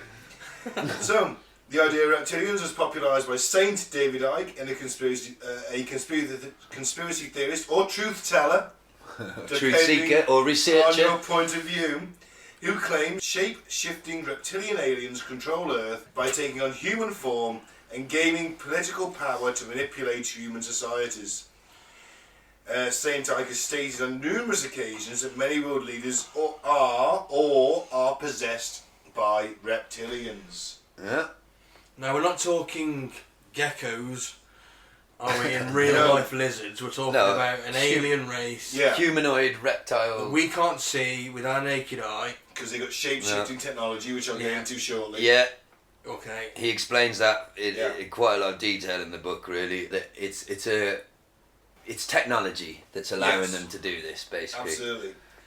Now, according to Icke, tall, blood-drinking, shape-shifting reptilian humanoids from the Alpha Draconis star system or the lower fourth dimension now hide in underground bases and are the force behind a worldwide conspiracy against humanity. He contends that most of the world leaders are related to these reptilians, including the British royal family, the Rothschilds, the Bush family, the Rockefellers, and various aristocratic families around the globe, which is what we've already said about intermarriage and I'll be honest with you, and, without putting all me eggs or getting ahead of myself, because we usually say how we feel about the conspiracy at the end of the show. You take the reptilian part out of it, I believe every single fucking word of the bloodlines and the keeping control. You know, things we call like them the blue bloods, don't we? well, yeah. But you know, like the thing of people. it's all about blood, actually. With that, But people like to talk about, like, my best friend's Indian. He had an arranged marriage. You know, a lot of people at work and things like that would think that was incredibly fucking insane. But they don't realise that in the highest of British society, arranged marriage happen all the time. Yeah. To keep the wealth. Right? Blood. But also literally about money. Like you have to marry this person from this family, or marry your own fucking cousin, or something. Just like or third cousin removed or whatever to keep this. I don't want that fucking your inheritance going to any other fucking bloodline that isn't an approved one. So you know what I mean? Like that happens. You would though, wouldn't you? Even if we were one of them, we'd do it too. Well, you know, but I'm just being like. I can understand the mentality. I know they're cunts, but I see where they're coming from in terms of like, we've got the power, we've got the wealth, and we will keep it at all fucking costs, which means only people we fucking know get the fucking job. This is why there was a bit of an uproar when Prince William married Kate, who was, she was middle class and fairly wealthy, but still... Commoner. Commoner by their standards. By their standards, fuck yeah, she was a commoner, Yeah, the future King of England is going to be half common bloodline in their eyes. Philip almost had a stroke when he saw Meghan Markle. But he did. He's kept him alive. Do you think anything... They surely couldn't be that. If anything happened to her, like dies in an accident or anything, surely to fuck, the world will be like, hang on, another one? Do you know why nothing will happen to her? Why is that? Well, if it does, then Harry's with her. He's the... he's not Charles's. Yeah, he don't count for shit, does he? He doesn't count, he's the spare. You've got the heir, and he's got his Can he ever have the throne if William Only dies? if there's like 4 of the 5 other people. Oh, there are people ahead of him? Yeah, William's children are ahead of Harry now. Are they really? Yeah. Oh, shit, I didn't know. Has he got 3 now? Yeah. So Harry's... That must really fuck you off as the little Harry's brother, like mustn't it? 4th in line. I'd be tempted to kick them kids off a balcony or something In while the they're past- waving. In the past, But he's I'm not sure Charles. many kings did. Yeah. Well, Future kings. there's the Princess in the Tower and Richard III and, you know, oh, they're the heirs, are they? Huh? No, they're dead. I'm the heir. Funny that, isn't it? Funny that. Strange. Them's the rules. I knew it would have happened. Yeah. I knew it would have happened. So Icke proposes reptilian beings have hijacked the Earth and are stopping humanity from reaching its true potential.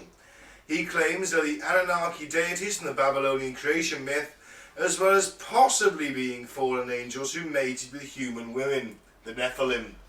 Yeah. Weird that Bit of that's Christianity in the in there, then, isn't there? Well, he's using the Old Testament, isn't Well, he? I think, there is, and I think where it comes from though is like his kind of suggestion is that like, what am I trying to say? That the Bible... They aren't angels, they're aliens. That's his take. And pretty much. the Bible tries to explain Yeah. these things through different means or whatever, but If you were a shepherd 4,000 years ago and you see this fucking tall dude who's scaly and green, you're probably going to think he's a god rather than an alien, aren't you? Yeah. People might do today, to be honest. Well, People yeah. have a certain... I know there's a lot less religiously minded people, but like, some people would think, because... I'd pray at an altar of an alien god. Sounds pretty metal to me. Doesn't praying at the altar of an alien god. But it's that cognitive dissonance, is it, that the Christians will have when the aliens do come, whether they're hologrammatic or not, but they'll have oh, well, they must be God's creation. Like, No, you arrogant, narcissistic prick. Like, alright, it's not enough for you to accept he created this planet, like, he created all the others as well, and like... If the aliens are clever, they'll send a bloke down in a hologrammatically version of Jesus, won't Well, they? the army, and this ain't conspiracy theory, I don't believe, I think this is factual evidence, one of their sort of theoretical weapons that was an idea bandied about would be to fuck with countries in the East, Yes, in the East you're who right, are way more religious societies, projecting giant holograms of Muhammad or something. Oh, not Muhammad, because no one knows what he looks like. Alright, but some sort of religion, like, they could cause a fucking moral panic and control by beaming like this godlike figure has come to judge. That was a plan. Along with gay bombs and the brown note and all Dr. that. Manhattan. Dr. Manhattan? Oh, from Watchmen. From the Watchmen, yeah. Yeah, he turned up, everyone thought he was a god, Vietnam War ended. Yeah. That's an amazing scene. Horrible but amazing. Yeah. Right. Well, that if superheroes were real, they would almost certainly be implemented in a military capacity. Oh, yeah. As weapons, and they would be kept under lock and key. Which is why in The Boys, have you watched The Boys yet? I am not. Which is why the Superman character, he's not Superman, but he is, basically. It's Superman. He's such a fucking psychopath. Because he was raised in a laboratory and treated like a fucking... test subject. Yeah, and he's never had a mother and father or a normal... And he's just grown to be this ultimate sociopath who waves to the people like he's, you know... Superman, hey, I'm your hero, you're all safe while I'm still here, and behind the scenes he's just murdering motherfuckers left, right and centre and killing politicians to get his way, and I do believe it would be that way. Yeah, I see that, actually, slightly off topic, DC have released the Red Sun animation. Oh, have they? Oh, Yeah, awesome. I've never read that comic, but I love the idea of it. I've always wanted to. Superman is Soviet. He's Yeah, found in you heard about that, Russia. bro. It's basically the retelling of the Superman story, but what if instead of landing in Kansas, wherever the fuck he landed, Metropolis, he landed in Russia? Red Sun, yeah. No, I've never read it, but I will watch the fucking cartoon now if it exists. That's an interesting take. So I believes that a race of shape-shifting reptilian / human hybrids known as the Babylonian Brotherhood or the Illuminati manipulate global events to keep humans in constant fear so the reptilians can feed off the negative energy. And that's a big thing, feeding off the negative energy. We're cattle to them. They keep us all in fear, they get fed. he does. We've even read it out, the section of the book before, when talking about something else about it. He talks about the reason why, sorry listener, fair warning, gonna get graphic and dark, of why these fucking powerful people like to rape children And take their adrenochrome. is because of the something to do with the evil, the energy that's released when Organ doing energy. that act. Yeah. So they use the guillotine because the blood's still pumping. But again, we know that rich, powerful old men seem to have some weird fucking predilection for fucking little boys. And girls. Yeah, but it always seems to be boys though. Yeah. Do you know what I mean? Not Epstein, he's more into the girls. Oh yeah, but come on, I'm not. He was fucking like 16-year-old girls. And he's a cunt. I'm not justifying, but I mean, Ike's talking about the fucking children that get, you know. I think isn't there two different terms? Isn't it like in America they have like pederast. I think a pederast is like a dude who, like, say you're 18 and you get with a 16-year-old or a 15-year-old, you're a pederast. Right. But a pedophile That's the American pronunciation. Yeah. That's under a certain age. That's Oh, right. like a That's child. like a child. They're all children, but you know what I mean. Yeah, didn't know is, there was a is the distinction. one not as serious as the other then? A pederast. I don't think that's So taken one's as a nonce seriously. and one's a super nonce. Basically, yeah. Yeah. And then the worst, do you know what, fucking hell? In the van with, I'll name him, fuck it, no one knows who he is, Rupert. He came back. Remember Rupert? Yeah, He came yeah. back, he's the new boy I've been showing around. Anyway, he's like, oh, I know it's bad, but man, he's playing his playlist to me and he's into some alright shit, but he's like, oh, I know it's bad, man, but I'm like, and you're not supposed to, but I really love this Lost Prophet song. And I was like, don't you fucking dare play that song. Get off your fucking playlist. And he's like, why? And I'm like, he fucked a baby. Yeah. And he's like, oh, really? Well, I knew he did something dodgy, but I was like, yeah, not an underage girl, not a fuck. He fucked a baby. I would imagine he Right? fucked the underage girls when he was on tour. Yeah, I so- think, but- I think it was escalation with him. I to was be like fair. trying to get through to his brain the unfathomable fucking graphically fucking evil that is. Like, it's impossible to even really comprehend in your brain. Like, an image you don't want to even fucking, like, how does it work? How could you do that? You don't want to know. And I was like, you cannot separate that from that music. No, you That can't. music's dead, No. Rupert. And he's like, oh, am I really? No! It's dead. You've got to let that one go. Yeah. Get that off the fucking playlist. So, yeah, why the fuck are we talking about that? Because of Oh, Adrena. yeah, Okay, Adrena sorry. Grove. Fucking hell. So in The Biggest Secret in 1999, is one of his books, Ike identified the Brotherhood as descendants of reptilians from the constellation Draco. He said, and I quote, when you get into the ancient world, you find this reoccurring theme of a union between a non-human race and humans creating a hybrid race. From 1998, I started coming across people who told me they'd seen people change into a non-human form. It's an age-old phenomenon known as shape-shifting. The basic form is like a scaly humanoid with reptile eyes rather than human eyes. That's from Ike. Though apparently, though we use the term interbreeding, it's more like altering our DNA. It's not literally creating hybrids your fashion way. They're just altering our DNA to make us some people that way. Right. The altering of our DNA had a twofold effect. One, so we don't use our brain to its full capacity, putting a limit on our consciousness and making us easy to control. Which we are. Yeah, in Yeah. a state of fear. Remember when we talked about the fly on the urinal earlier? Yeah, absolutely. Was that on mic? Yeah. Yeah, think so. so the listener Yeah. knows what I'm on about. And number two, people with reptile DNA in them can be possessed by reptilians who live outside our realm of awareness in the lower fourth dimension.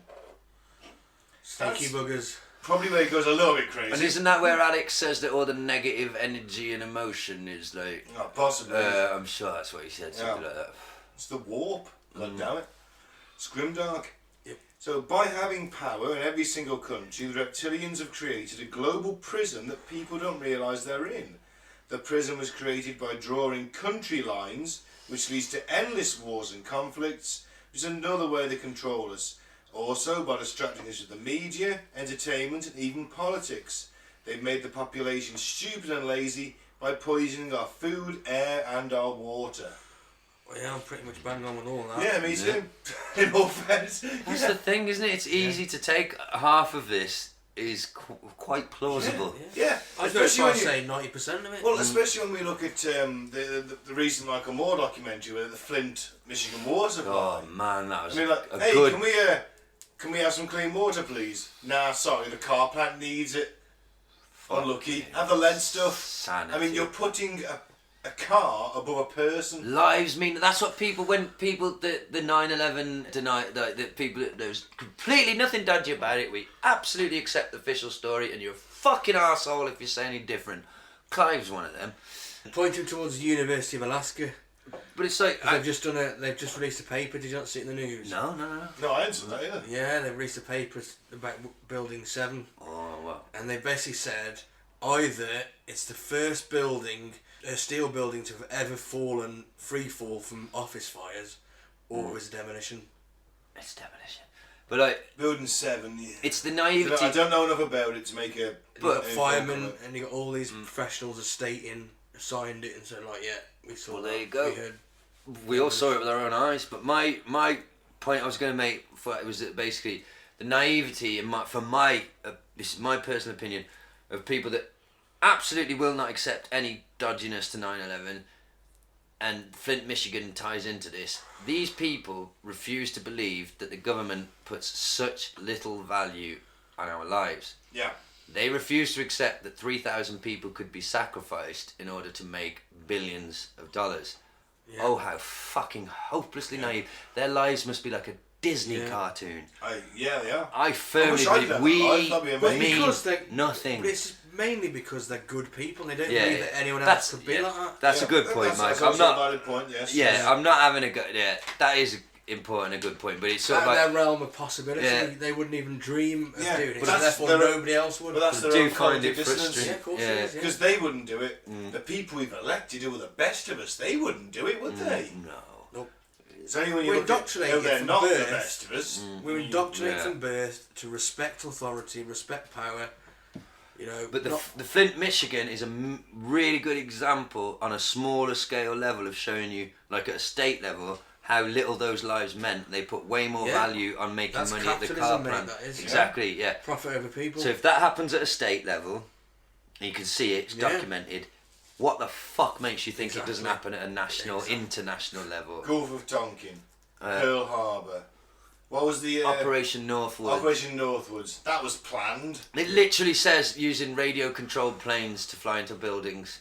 It literally says it in Operation Northwoods. Yeah. So we're arseholes apparently, Ben, though, for thinking that way. We're fucking morons. We're tinfoil hat wearers. Yeah. You just don't believe what you're being told. So it boils down to. And let's face it, with the media, and you know what, Donny Trump, he's got a fair point. Yeah, there is fake news, but sadly, it's everything he puts out. Yeah, there is definitely. You know, he's ruined that phrase by turning it into anyone who disagrees with him. Fake news. Yeah. He's ruined that phrase because all fucking news at a certain level. Yeah. Ike himself, I never forget this video I watched, and it's so simple the way he explained it, and I was like, oh yeah. He's standing in front of Parliament. You must have seen this video, and he's like, yeah. He basically goes, right, this is how it works. He says, the people in there, Parliament, they come out here, they give the information to the reporters camped out here, then those reporters, and he had a word from repeaters. Yeah, they essentially just repeat what they have been told by people from that building there to you, and you accept it as fucking fact. Yep. And he's like, they're not journalists. No, the clue is in the name. Reporters. They're reporting what they've been told. I was disgusted. I joined in on a pylon on the only Twitter. true journalist is Julian Assange. There you go. But he's despised. I actually complained on Twitter and made one of them complaints. I joined in on a pylon because I felt it was justified. You know the man who had to go at Boris in the hospital? Yeah. Some BBC journalist, she's quite famous apparently, I don't know. Laura Cuthbert? Yeah. She basically tweeted, literally the words were, this is him here. Put his Twitter handle. What's the fucking subtext to that? This is him here. Like, he's a Labour activist, and as they said. Yeah, but he's just a regular bloke, though, and she's got millions of followers. Yeah. She's tweeted that, so what's going to happen? Why is she named, like, look, here he is. She literally said those words, here he is. So what's going to happen to him? Everyone's going to pile on at him and force him off Twitter and make him miserable and all that shit. She, as a BBC journalist, no, that was targeted. She did that on fucking purpose to fuck that guy. I don't care if he's a Labour activist. I don't give a fuck. Noted Tory, though. That's the other thing. The BBC's impartiality has gone right the fuck out the window recently. Yeah, so I reported a profile, and then Gary Lineker, who I normally agree with a lot, on a lot of things, he said, oh, the pylon that's happening to her right now is disgusting and pathetic. Because he's a BBC employee. Yeah, and I was like, nah, you've got this one wrong, Gary. I'm sorry. She broke her... She has a responsibility, and that she didn't need to do that. She could have named him, his name's in the public, but putting his specific Twitter handle and saying, this is him here. Yeah. What's the fucking insinuation to all your Tory followers? Is to pile on... You're right. I mean, have you ever gone down a Boris Johnson article on Facebook? I read the comments. That he's written? No. I'll read the comments. About him. Right, okay. And there's so many, and it's all, I back Boris 100%. Yeah. They're all bots. Very Every single true. one of them is a bot. They all have I support bots 100% and a couple of Union Jack emojis. Yeah. Right? They're all bots. Now, Society's been manipulated so much they've through figured social out- media. They've figured out how to manipulate Raw us. media. Not all of it, but social media is this all-powerful tool that's come into their lives, and it's supposed to make us freer in a way. It doesn't. Freedom It's of enslaved us. Oh, Folds fuck us it. to two I camps. don't know. took- Without it, I wouldn't know half the shit I know. Me either, but we've you talked just about gotta this many you've gotta times. look for that another way. The echo chamber, we've talked about this many times. We know how the algorithm works. It only feeds you what, because its sole mission is to get you to look at it for as long as possible. Of course, clicks equals cash. And it's... That's why you see articles. So he's bang on, Mr. Ike, in that respect, Yeah. and of how manipulated. And one of his quotes is like, the most successful prison is the one that people don't realise they're in. Yeah. Yeah. And I saw somebody... The most effective propaganda is those that don't realise it's been implemented upon them. And you know, we got savaged for that meme we shared on our Facebook page about being a modern slave, and people were getting all uppity and like, oh well, compare your life to the life of an actual slave. Yeah, all right, we get that, but the point still stands that we are enslaved in a different way. In To a the, system. obviously, our quality of life is way better than a Yeah. fucking slave in the cotton fields in 18 whatever. Yeah, of I'm not course in a it tin is. shed. I will never fucking try and... It's not the oppression Olympics, which is what most young people seem obsessed with at the moment. Like, I'm more oppressed than you. You live in fucking England. You're not oppressed. Not yet. Comparatively speaking. Well, if Yeah. you're poor, you are. If you're black, you are. But you're still not as... Easily like not. I said, everything's red. You're still not as fucking oppressed as somebody who lives No. under a fucking I was violent... impressed as a slave in dictatorial- 1840s Yeah, America. nowhere near, but we are still enslaved to a certain degree. And all them people getting uppity, I didn't bother commenting back to anyone because I'm not touching fucking slavery. I'm not getting to that argument. No, that's why I left it alone. Yeah. We all did well to leave that one alone, to be fair. We're just sharing memes. We didn't make the fucking meme, you cunts. You're not cunts, we love you. So yeah, but I think you got more good response than bad. yeah, it was just them people going into detail of like your life compared to a slave. Yeah, obviously we know that, you prick, but But we if you can't can't sum that up see- in a meme. If you can't see that you're enslaved to an 8-hour day at work or a 12-hour day at work, and that is you because you have bills to pay, you have rent to pay, you have a Ben- mortgage to pay, Mark said you have it. bills to pay. Wage So slave. therefore you are enslaved. You're Perfect. a wage slave. Perfect real world example for the listener. I have just had the cast off my arm. I've fractured my fucking elbow, right? I've been begging my boss to let me go back to work. I've been signed off by a doctor. I don't have to go to work. But I'm fucking begging him to find me a fucking job I can do with one hand. Why? Because I love working so much. Because we've got to pay the fucking rent at the end of the month. We've got to eat. Like, you're telling me that's not fucking enslaved? Like a slave who's been set free by the doctor who's like, no, take me back. I must work. Yeah, come on now, mister. You see, like... But those people are so indoctrinated that they can't see any other way. And I had a discussion Perception with is reality. I had a discussion with I actually won an argument on the internet. Fucking hell, that's rare. Yeah. Not for you, I mean just for anyone. For anyone. Well, I said to this guy who was on a meme page, you know, it was about socialised healthcare. So I was like, oh, you know, fuck it, I'd rather live in the USA rather than have a private healthcare system than a socialist healthcare system. I was like, yeah, but dude, if I get ill, I go to the doctor. It doesn't cost me anything. I need something doing. I need an operation. I have a disease. I end up getting referred to the hospital. I get the best care I can.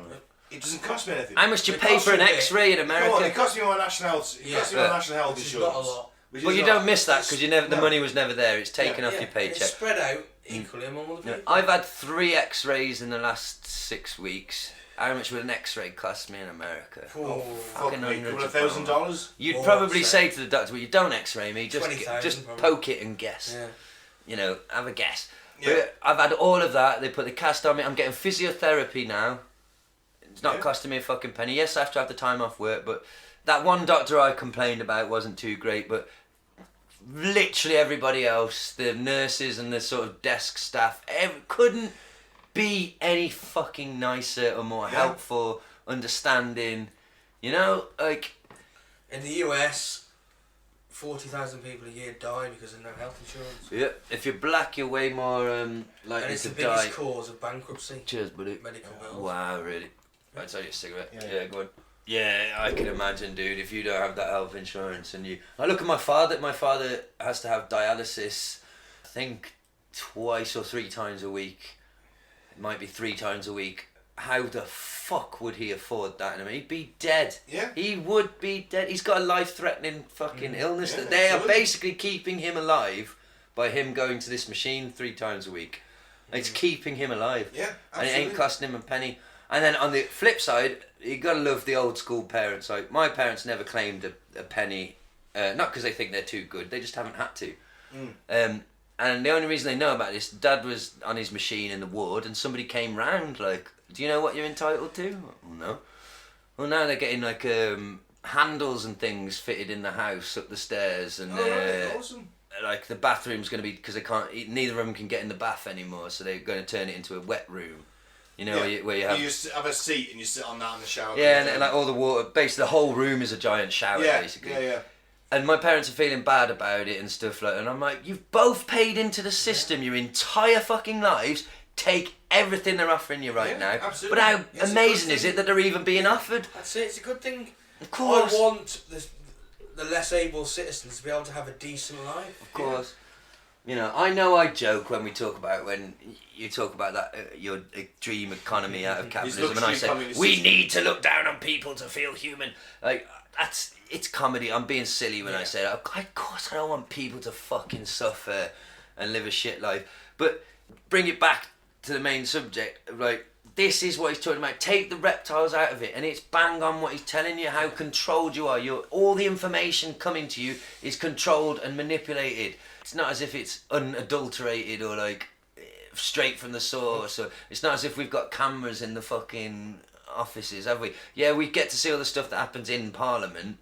But the truth doesn't come out in fucking Parliament. They know it's on camera. Everything's been I'm ripped. not even there. I know, I hate that when you look at it and it's all fucking empty, and it's like, and I know they got lives outside of it. It's a job, I get that, but it's like there's something No, important that's going their on. job. This is your job. No, but come on, if you your already job is hang to on, sit in to be, Parliament for 12 hours that fucking But- day because there's a massive debate on. There's a Brexit debate nonetheless. just to play devil's advocate, I would say if you've already done your 12 hours as a human being, you have a right to go home at Gaz, some point. they have fucking beds in there. They have fucking refreshments and food all laid on. There's no reason those fuckers couldn't be in there fucking 24/7. What was that When we sit report? on a bench, it's not as if we're asking them to fucking. What was that report That's about the it. traces of cocaine found all over Oh, the... because they're all on fucking coke. Was it? Probably the AIDS as well. Look, to I'm be not fair. sticking up for fucking MPs. I'm just saying, part of me can understand why it might not be full 24/7 all the time. But yeah, when it's something like this, like Brexit or any kind of important fucking bill, then Well, yeah, in all maybe you should all fairness, be there.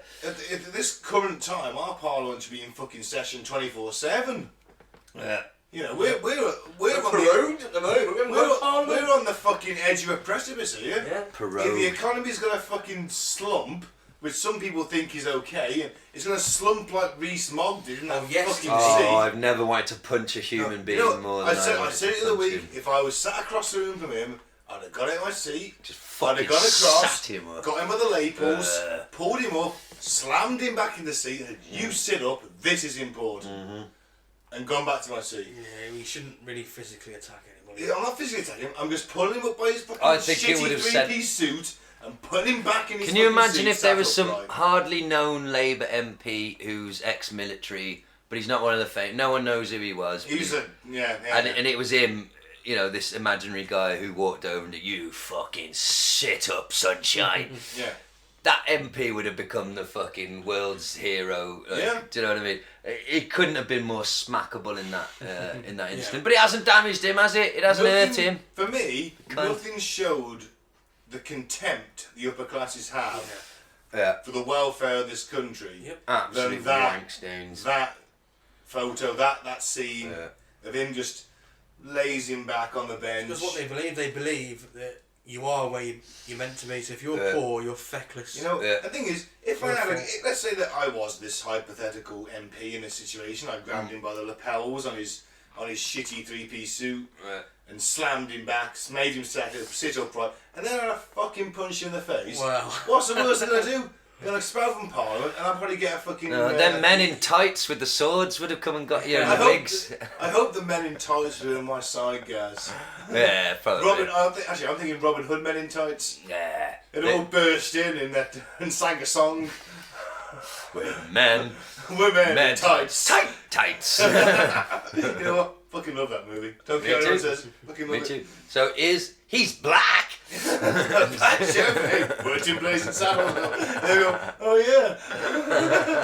yeah. Yeah, it did. Rees Mogg, perfect example. He might not be reptilian, He's a reptile. but he's one of the lines, isn't he? He must be. I think aristocratic. this is a British. This is crossbreeds. I think Yes. he's a crossbreed.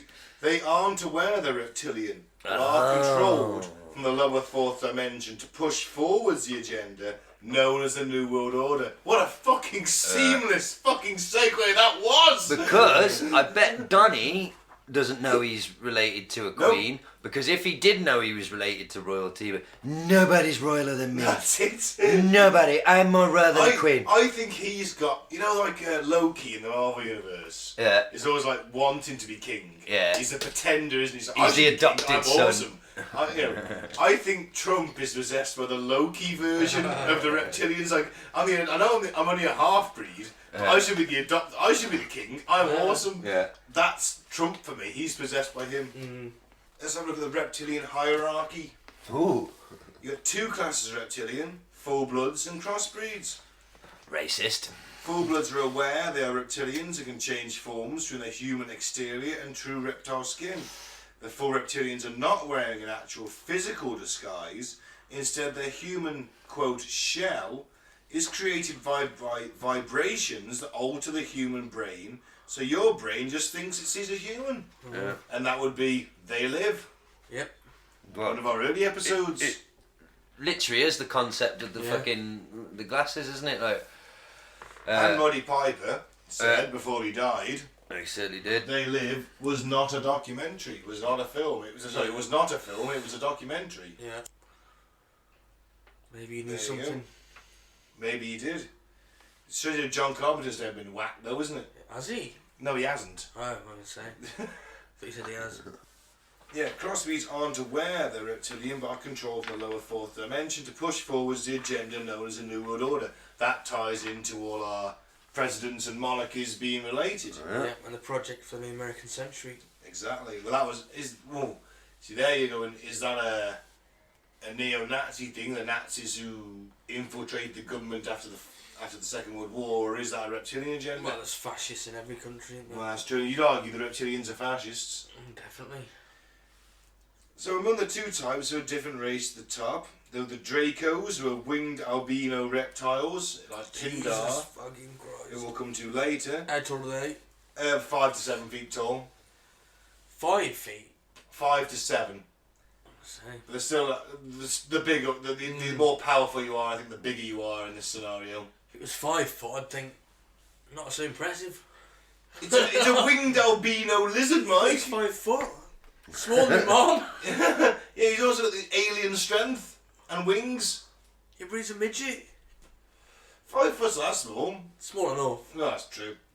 Well, they're 7 to 9. Could be 7 to 9. I think 7 to 9. 7 to 9. That sounds more impressive, Yeah. doesn't it? I think it's 5 to 7. Yeah. 5 feet. Yeah, 7 to 9. Yeah. Sorry. Yeah. Below them are the reptoids. They have no wings and they're brown or green and grey-skinned. How to spot one? Okay. I don't think I'd fucking miss it if I seen it. Apparently, in their shapeshifter form, so their human form, they're usually Caucasian. Check your white privilege, reptiles.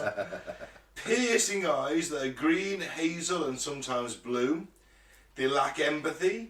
They don't express love easily. They're incredibly smart, and sometimes they have a love for space and science. Ooh. I think I'm a reptilian. Wasn't I'll gonna read say you anything, but read you a brief yeah. passage or so from the The Book of Ike. The Book of Ike. This is a little paragraph entitled, or a couple of paragraphs entitled "Sex and the Shapeshifters." Ooh, sounds sexy. Here is another example of the way the bloodline names come up all the time with stories of shapeshifting. As I mentioned earlier, members of the Oppenheimer family are the bloodline branch managers for the Illuminati reptilians in South Africa. And this is a story from a correspondent there. Right. I was born in... No, what did I say? Please don't. I was born in South Africa and years ago got to know an old lady in Johannesburg who had for many years been the lover of Sir Ernest Oppenheimer, the founder, with Rothschild backing, of the gold and diamond corporate cartel. She told me that Sir Ernest used to visit her in the afternoons at her flat in Parktown. On one occasion, as they were about to make love, his body took on the form and proportions of a giant lizard with scales, and she said the experience had been one of the sexual highlights of her life. Wow. The story, which was so strange at the time, has been in the back of my mind for years, and it came back to me when I recently read your book.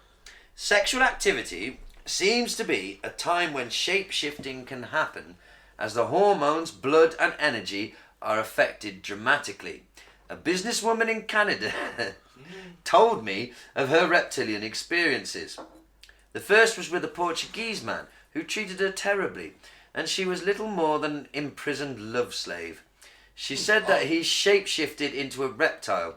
She described how he was stunningly ritualistic, even with the time and day of the month he washed his clothes. Okay.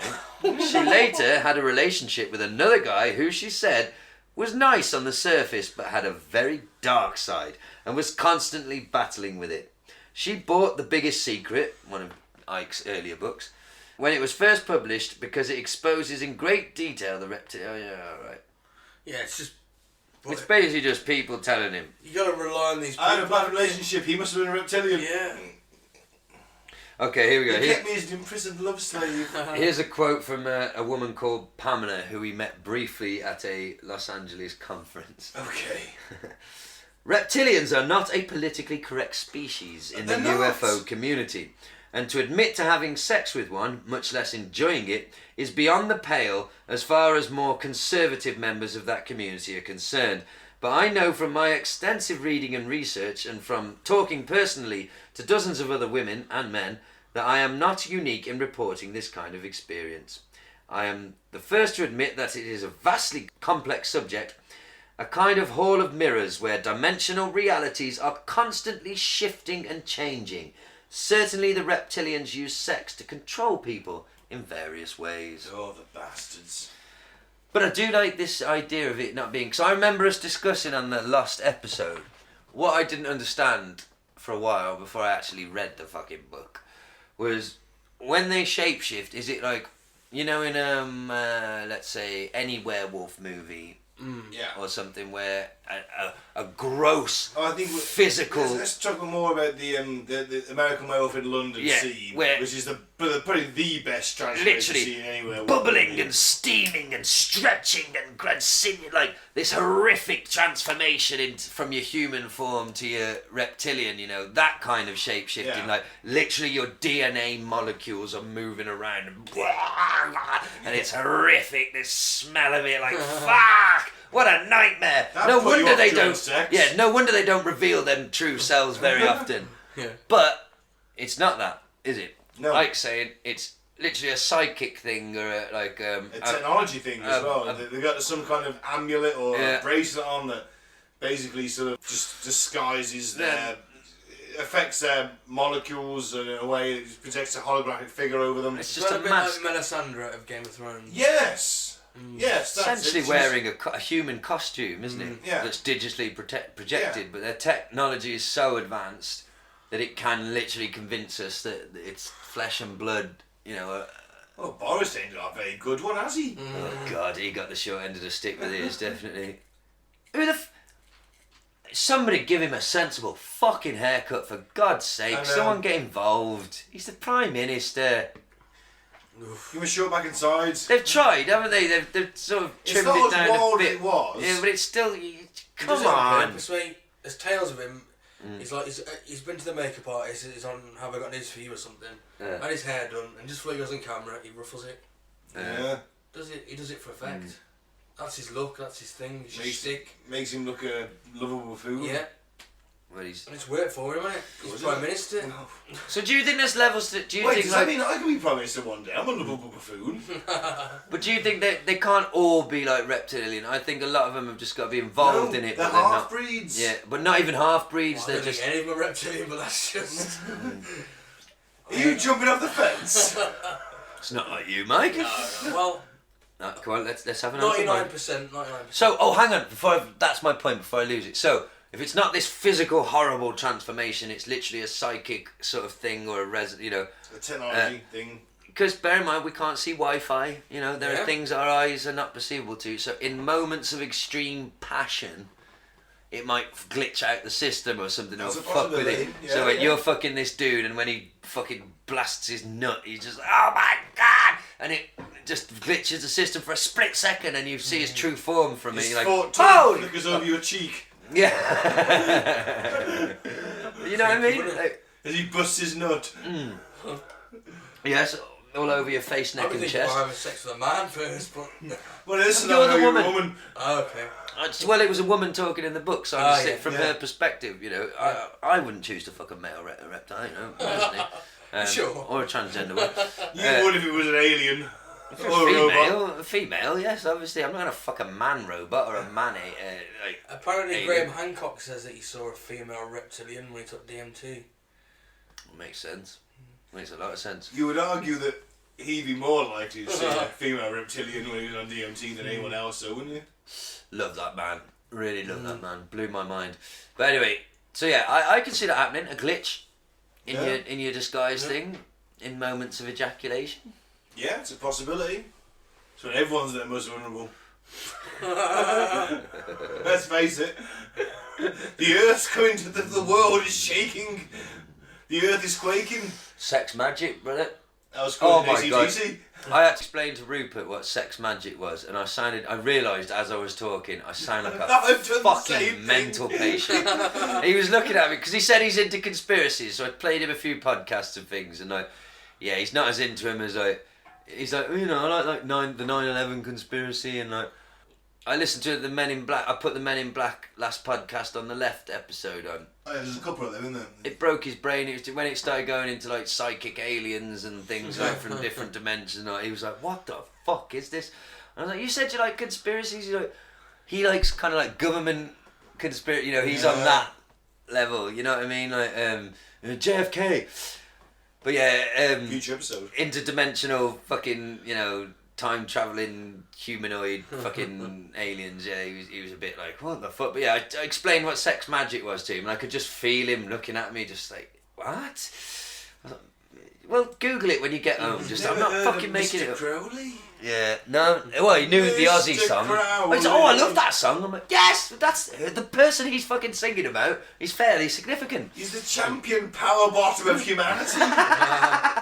Have you never been tempted to Google him, Rick? Oh, no. If aliens attacked and said, right, we'll call our attack off if you provide us with your champion power bottom, he's the man you'd want. Certainly would. Very brief tangent, but like he listens. We said that all night. Yeah, I know. Because we're drunk and we're celebrating. He listens to this kind of music that I can't put a name on it. It's a type of rock, but it all follows this pattern. Shouty, screamy. You mentioned. Did I tell you last week? Yeah. I still don't know what to call it. Yeah, that's it. Yeah, and then the last few words are screamed of the chorus. And then, fuck me. Boy needs to get out more. I like Fab. Is there anything worse than listening to rockers fucking go like? I know what you're saying. You broke my heart. You took my soul, bitch. You'll never take all of me.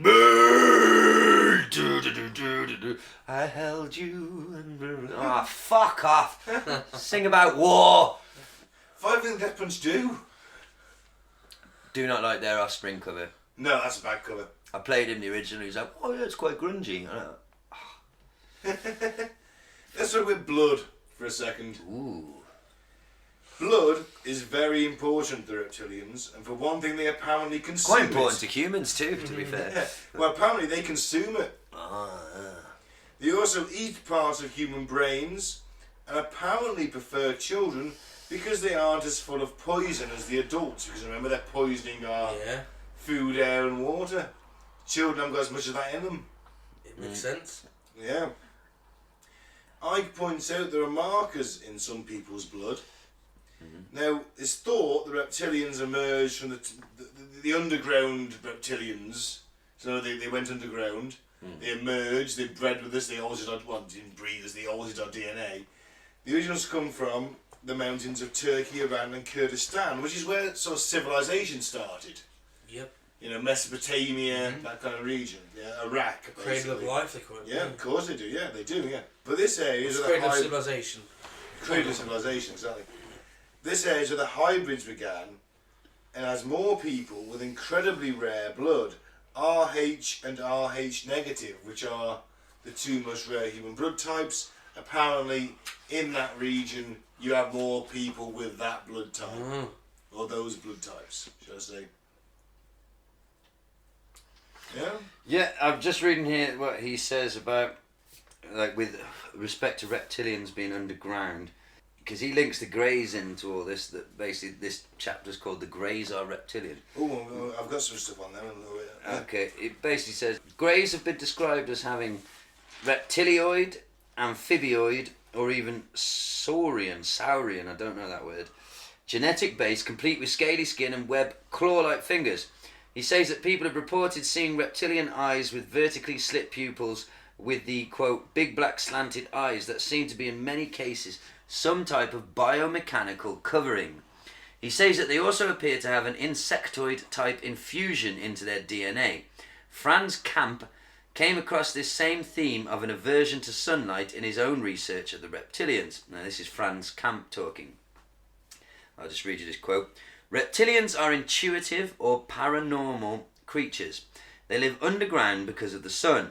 The radiation of the sun diminishes the production of serotonin, and as serotonin is necessary for the stimulating of the pituitary gland or pineal gland to produce melatonin, they better stay underground. Melatonin is indispensable for life. The more melatonin, the more life. The more intuition / paranormal you are, the higher production of melatonin. Yeah. So that's why they live underground, apparently. In terms of the greys... So why do they... Sorry. So does their biomechanical covering that makes them look human, does that protect them from the sun then? I guess so. Well, it must do, mustn't it? Multifunctional. Do. You'd think so. It'd be like a suit of armour for them, really, in a way, wouldn't it? I've seen the Queen in the sun. I've definitely seen her out and about, Yeah. you know, on the telly. Do you think they just have like a duffel? No. Maybe it's a look-alike. You don't know, do you? Yeah. Well, if they've got the technology to fucking... That is one of the most common bodyguarding techniques. Yeah. Yeah. Instead of your president or your queen going out with, 4 cars full of armed bodyguards, you send her out in a second-hand Nissan with a couple of dudes. Everyone just goes, oh yeah, they're a dead ringer for so-and-so, aren't they? They did in Star Wars, didn't they? They did. Yeah. Well, Decoy. Queen Amidala, Yeah. they Queen did. Amidala, yeah. The Greys, the creepy sexist men that are responsible for so many abductions, are they connected? Some people think they're drones. Some people think they're an enslaved race to the Drones, Greys. or like biomechanical drones. Yeah, Who send them out to their bidding. Yeah, They're like- definitely, in most cases, they're enslaved to the reptilians. Whether that's because of their alliance or because they're drones, we'll never know. And is this So why because they're the ones we see? Because they're the ones sent out to do the I shitty job. suppose Yeah. that are they slightly more palatable to the human mind than a 7-foot tall reptilian? Probably. We've also been Wouldn't we- indoctrinated with that image But wouldn't... rather than the reptilian Yeah, image. that's true. But wouldn't they just look like a 50s. crocodile like, standing up on its back legs? We'd be like, oh, it's like a... Remember the sitcom Dinosaurs? Yeah. Yeah. That's Yeah. the mama. I used to love that. Yeah, me too. Wouldn't it just be a bit like, oh, it's alright? No, it wouldn't be, would it? It'd be horrific. Which one would you take? Which one would you prefer to be confronted by? Think grey. Yeah, grey. Wouldn't they be Monaco's more greys. alien to us? At They least the would. reptile you could recognise as Yeah, but like, at that point you'd think, oh, I don't know. Yeah, I know you're thinking, oh, shit me, it's a fucking giant reptile, or shit me, it's a creepy little alien. from another And- dimension. I'm thinking, which one can I take in a fist fight? That's what I was getting at. I can take a grey in a fist Yeah. A fight. grey is so top heavy, I reckon a simple shove and he's flat on his back. And can he actually, I bet it's a fucking serious effort to sit up. from lying flat with that giant cranium to just sit up. He ain't going to be doing it like the Undertaker. Absolutely. I bet he has to roll to his front. Yeah. With his forehead on the floor. On hands and knees, gets his head up. Oi, Bob, come on. Some cunt pushed me over again. Oh, come on, Bob, help me up. Yeah, tortoise on his back. Yeah, you can fuck with your mates. Like, nah, you got pushed by a human. You deserve to lay I there. like to think that the Mars, you remember Mars Attack? So the boxer dude goes out. He's like, fly the plane. I'll buy you some time. And he goes out and he punches all the Martians. That's me with the 30 grades. We got to do that movie one day. Yeah. Yeah. 37-foot winged reptiles. I ain't going out there. No. I ain't going out there in that scenario. It's like, I know, It'd be loads of flair to strap them. Just imagine how a Crocodile crocodile. on the floor. Run, you maniac, run! Well, imagine punching a crocodile as hard as you can, right in the fucking mouth. Yeah. Fuck him. Your hardest punch. What? That crocodile's gonna go like. What? Yeah. What the fuck? Their jaws, the strongest parts of their fucking body. So imagine him 7 feet tall. Yeah. Am I being really thick? Is an alligator a reptile? Yeah. Or a crocodile? Yeah, it is, isn't it? It has all the Dinosaur. Although the isn't it? reptilians don't have the snouts, they're more sort of No, but more humanoid, aren't they? So they've got that. I bet they've got that Cold-blooded. bone structure. Yeah. You punch on their face, you break your I hand. think Yeah. the reptilian is cold-blooded and it lays eggs. yeah, and you try and punch it and it bites your fist off. Yeah. Yeah, Yeah, I'd fight in a grey over it. I'd fight a grey, Yeah. definitely. Let's do the greys. Let's look at some snake imagery throughout the world. Yeah, this is creepy. This is weird. This is always. I'd love to look more into this. Serpent cults through history Yeah. and just the imagery of the serpent. It's always a Why serpent. is it so fucking prevalent? You know, the Vatican with the snake The head snake throne building. room. As you put it, yeah. What's the St. symbol George of it? slaying the dragon. Yeah. So yeah. But what does the snake? Because to us in our modern sensibilities, I suppose, does the snake symbolise his sneakiness, doesn't it? Satan? Or being brought up in a Christian Yeah. society, or in the UK, semi-Christian society, we all get taught the shit, but none of us really believe it.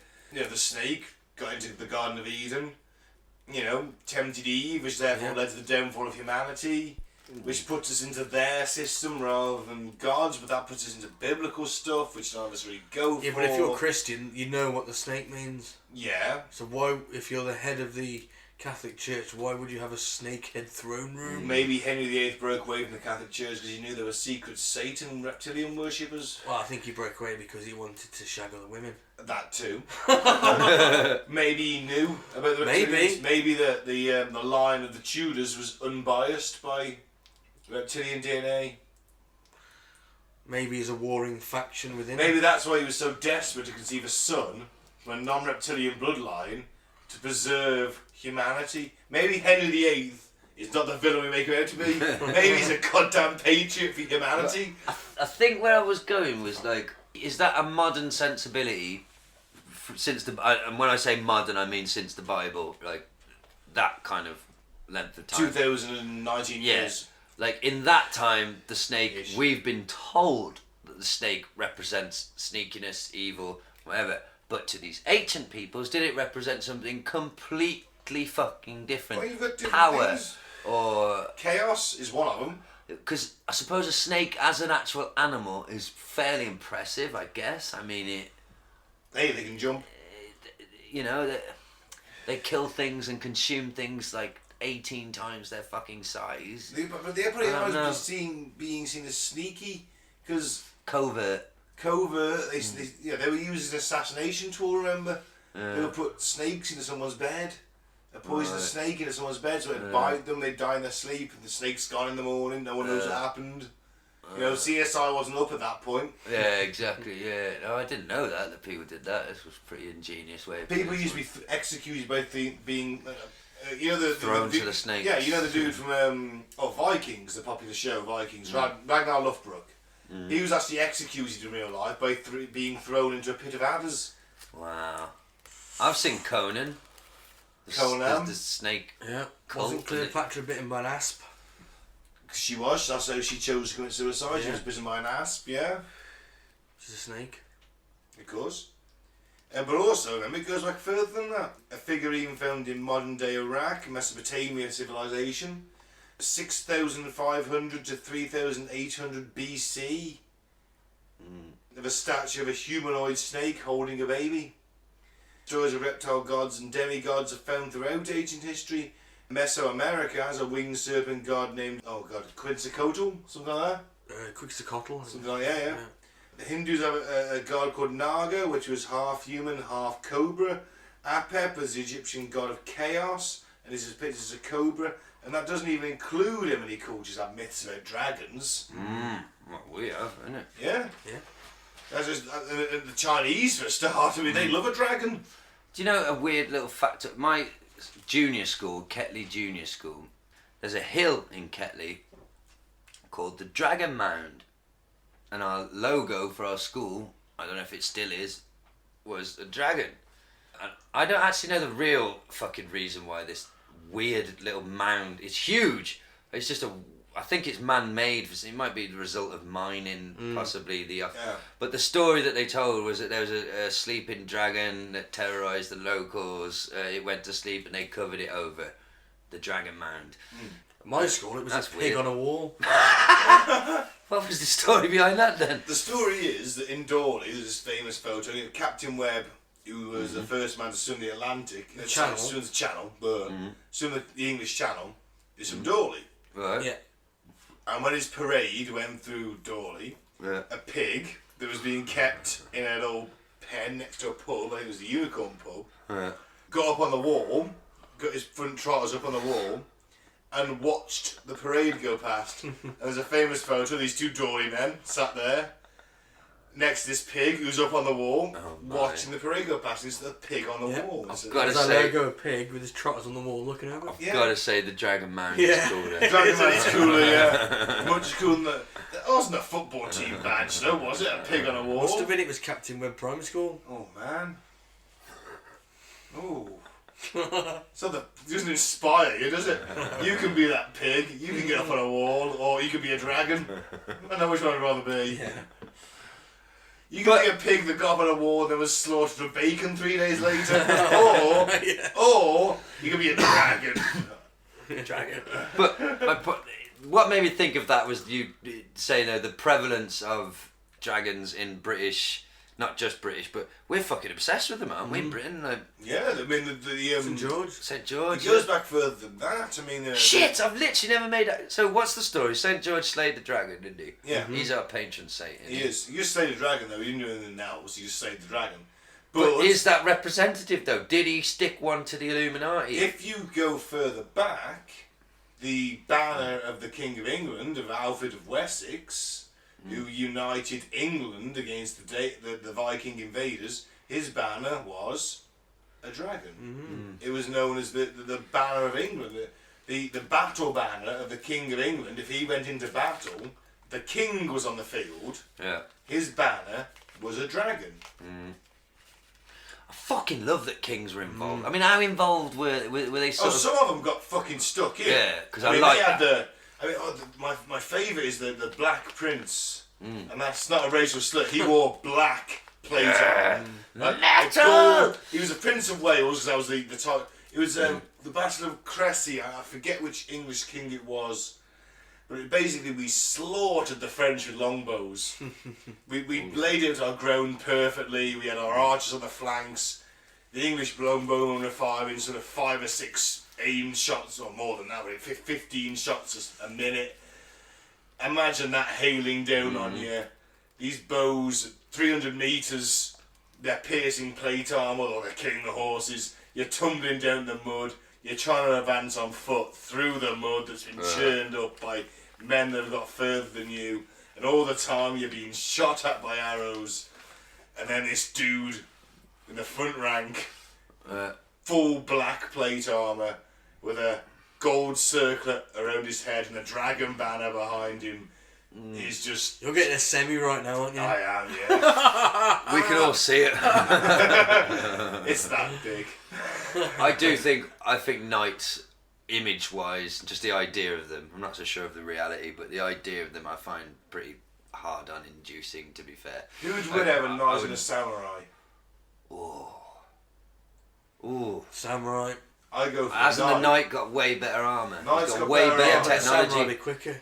Would be quicker. Yeah, but his speed would be pointless if you can't get through. Or Oh, that would- thing can slice through metal. Oh, can't would it? it? Oh, right. Katanas? No. They Can't they? can't go, it's a slashing weapon. It won't go through chainmail. Who dares battle the Saracen? Yeah, but you take his head off.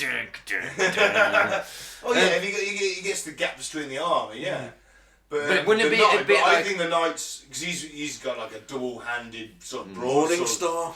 Or a morning star. Or Yeah, a I was about warhammer. to say the Let's not forget a broadsword. warhammer. Yeah. Is this not the equivalent of, let's say, a lightweight boxer is boxing a super heavyweight, Yeah. and he peppers the heavyweight with like 1,000 punches, and the heavyweight's just like throws one fucking right hook Yeah. that decapitates the little fucker. See, I think as well because yes, the katanas were like Bring out your broadsword. were Everyone playing a game like that now. Warhammer Age of Sigmar, Realms of War. I was thinking of Wonder Boy by Tenacious D.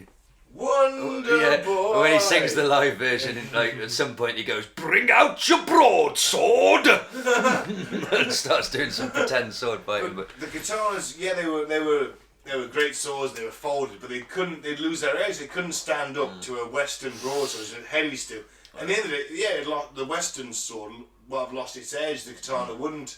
But what you do is you just end up bludgeoning the samurai to death. I was gonna say, think of that scene in Conan where Arnold's training with the sword and he's swinging it with two hands. Do you know what I mean? Like around his head like that. Yeah. Oh, shit. Set your curtains on fire, mate. You know what I mean? Like two-handed swinging this giant fucking beastie thing around. Yeah. Yeah. They were like a claymore. The Knights didn't have claymores, but that's an 8-foot blade in some cases. Nothing's getting within 8 foot of you as long as you can keep swinging that blade. I think that, you know, the thing they charge on the horses with? the lance. A lance. I think a shorter lance, would that not be like one of the best Now you're things? on the range, fuck aren't off, you? fuck off, fuck off. You on No, the- but I mean, if you were on foot, I'm saying like, not on That'd your be a horse. spear, Gaz. Yes, it would, wouldn't it? Would that not be more useful than a sword? But the problem is with a spear is if you get past the point, you're dead meat. If your opponent gets past your spear point, Yeah, you're fucked. you're fucked, aren't Plus, you? it, what if Unless it you've got a gets... shield. Even so, If it's you not as can't good with grab one it. hand, is it, a spear? You've got one hand, it's got a, you know, I was thinking more like, a fuck a off, 6 you foot fuck spear off. in You one fuck hand, off. which is a weight, Yeah. and yes, you've got your shield, but Well, look, you're it's past like- that point, you've got your shield, but they can pick their spot, can't they? Yeah. Here's a good example then. The Teenage Mutant Ninja Turtles video game from back in the day, the Oh, wow. side-scrolling beat 'em Yeah, up. I had that. Now, when you're, as a fan of the Turtles, who's got the shittest weapon? It's Donnie, innit? Yeah. With his stick. He's got a fucking stick. It's not as cool as swords or nunchucks or size, but when you play the actual fucking game, Donnie is easily the most Yeah. useful character because his reach is fucking twice as long as the other characters because Yeah. he's, you know, I'm just applying Mega Drive Yeah, logic to absolutely. real world battle situations. Little John, he's got a stick. Oh, little John. Quarterstaff, yeah.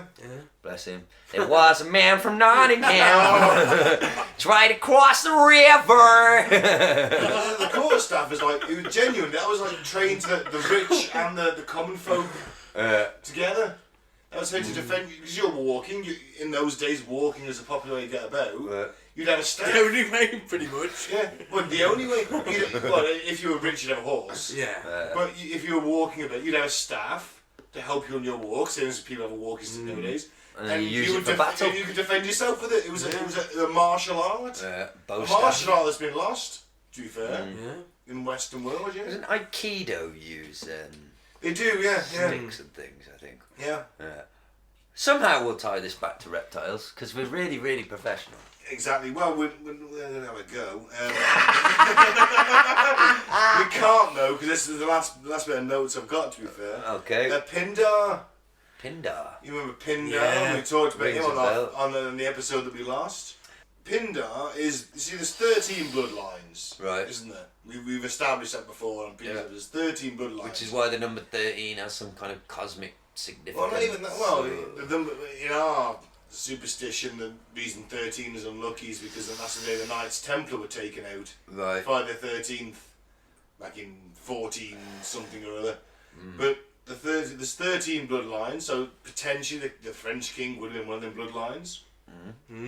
But the Pindar is the guy that's in charge of the 12 of the bloodlines. Apparently, he's known as the Marquis de Libo. Okay. And apparently he's a Rothschild. Oh. He attends the major satanic rituals in Europe Rothschild. and flies to California for the rituals there. This is from Ike's The Biggest Secret book. Travels in a white limousine, which is a code apparently. If you're in a white limo, it means to the authorities, don't arrest them, don't interrupt them, they're on the way, they're doing stuff. They're murdering prostitutes, much the same as a white van. Hey, I've got to say though, on the footage of the Bilderberg group, of which there is footage of them all turning up, they're not white limos. That's because that's No, the public black event, limo. that's why. Okay, yeah, it wasn't. They weren't supposed to be. Or being maybe filmed. only Pindars with the white limo. Do you remember John Ronson's experience of that? I'm sure it's in them, or the Men Who Stare at Goats. Essentially, he did a whole book on like sort of conspiracy, and that's where he went to speak to David Icke and all that. And like, there was some famous newspaper guy whose name I can't remember who broke kind of conspiracy stories. Who'd been telling this big American like but like think of a newspaper, old school, very overweight, constantly smoking, like looks on the verge of fucking death from stress or a heart attack constantly. He was telling John about the Bilderberg group, and this is before the internet and before like it was common knowledge. So John Ronson's kind of like, all right, I'll go along with it, but like, come on. So they try and get a room at a hotel near where the meeting's happening. Essentially, long story short, John Ronson ends up being tailed and chased by agents. No way. To the point where he calls the British embassy, because he's in America, like, I'm being fucking tailed. I'm pretty scared, I don't know what the fuck to do. And like, apparently there is advice in that situation from your embassy. Yeah, they were chased up. Does that mean that they're the New World Order, or does it just mean that they're very rich, powerful people with private security who are going to fucking hound anyone who comes near it? Probably the second option. Bit of both, could be. Yeah. Yeah, it's pretty fucking interesting that he went along with the kind of like, oh, what the fuck this, and then ends up being literally chased by men in suits.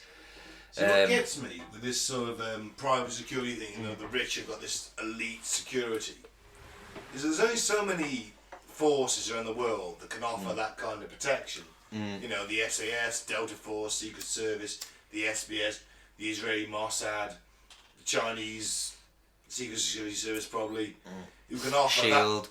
Shield, obviously, agents of Shield. Yeah. Triads. The Mafia.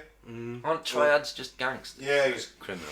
But- Oh, you were being funny. Yeah. No, I'm just trying to think of other. But Criminal so organisation. if every rich person, every super rich person in the world has a cadre of ex-special forces soldiers around them, number one, A, how much does that cost?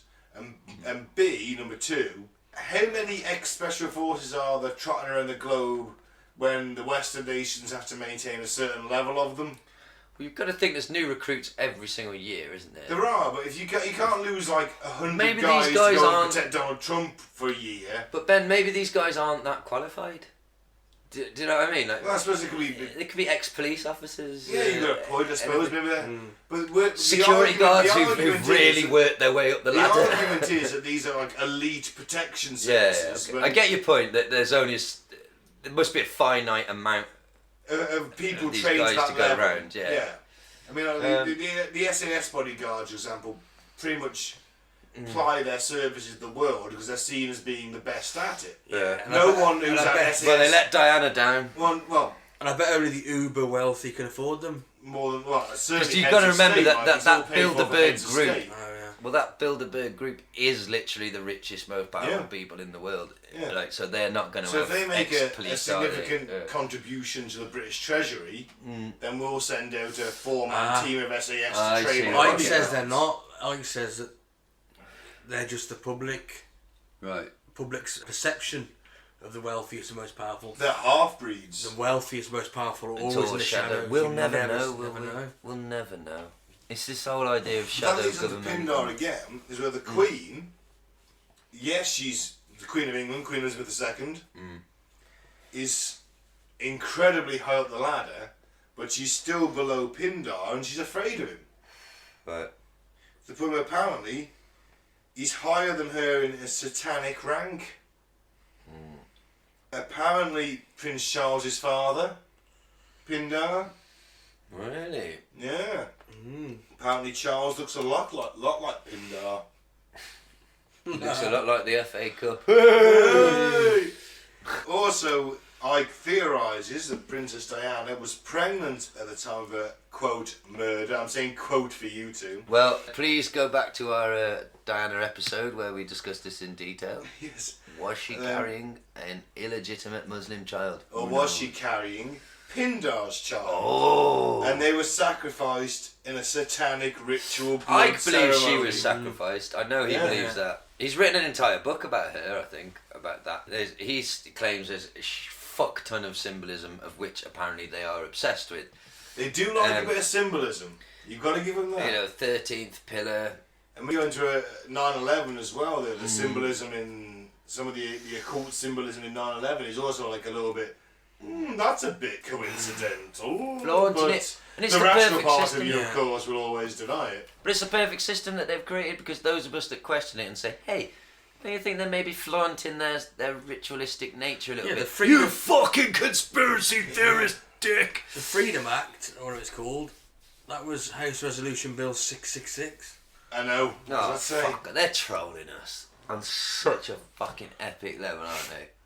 Yeah. They're having a fucking laugh. There's no way that's a coincidence. It's either symbolic or someone being a cunt But having a laugh. at the same time, we can all agree that numerology is pretty bollocks. I mean, look at that fucking firefighter prophet. Oh, it's such a sorry, stretch. David Mead. Oh, I read this verse, this numbered verse, and this numbered verse equals this. It's bollocks. We know but that's these, bollocks. But these fuckers are like on the level, aren't they? Yeah, I mean, bill number 666, 13th pill. Alright, maybe some of it isn't true. Maybe it's not just what we've been fed. yeah. Maybe it Well- wasn't a 13th pillar, was it? I was don't just know. literally just about to say maybe she hit the 12th pillar, but they said Yeah, it was the 13th That's it. just because it's and because it to sells fuck more with the- papers, doesn't Yeah, it? Maybe. You know, that's was it essentially what it all fucking comes down to, isn't it? Yeah. It's what. It's fucking the capitalism, guys. It's fucking capitalism. Oh, I'm It all not boils down to sharing. that. I'm not sharing. I worked for it. It's mine. It all boils down to that. If it's the 12th pillar, it sells no papers. If it's the 13th Bang, pillar, bang. all of a sudden, everyone's got a fucking interest. You know. Was she pregnant? Probably not. But if she was, hey. So, and this is what we bought in the 100th episode. What I've learned from 100 episodes is that if someone can make money out of it, they'll promote a conspiracy theory. Oh yeah. Now I like to be the alien guy, but I know most of it ain't fucking true. It's just overactive imaginations or psychological conditions. But you can't rule out everything, No. like Kelly Hopkinsville. And everyone needs But- something to follow. Exactly. Or Everyone believe needs something in. to follow, and The stuff Offspring like this. song, Something to Believe Yeah. in. I didn't Exactly. really understand Boom. that song when I was 15. I loved it, but I didn't get it. I fucking get it now. Yeah. Of like, we all need a fucking belief system. We do, to keep us sane. It's a vital part of psychological well-being. Now whether that's a conspiracy theory, Or UFOs, UFOs, skepticism, the media, whatever. you white wanna- nationalism, That's it. whatever it is. I offended a dude this week at work. I Not suspect- you! I suspect. Well, it was actually, yeah, it was.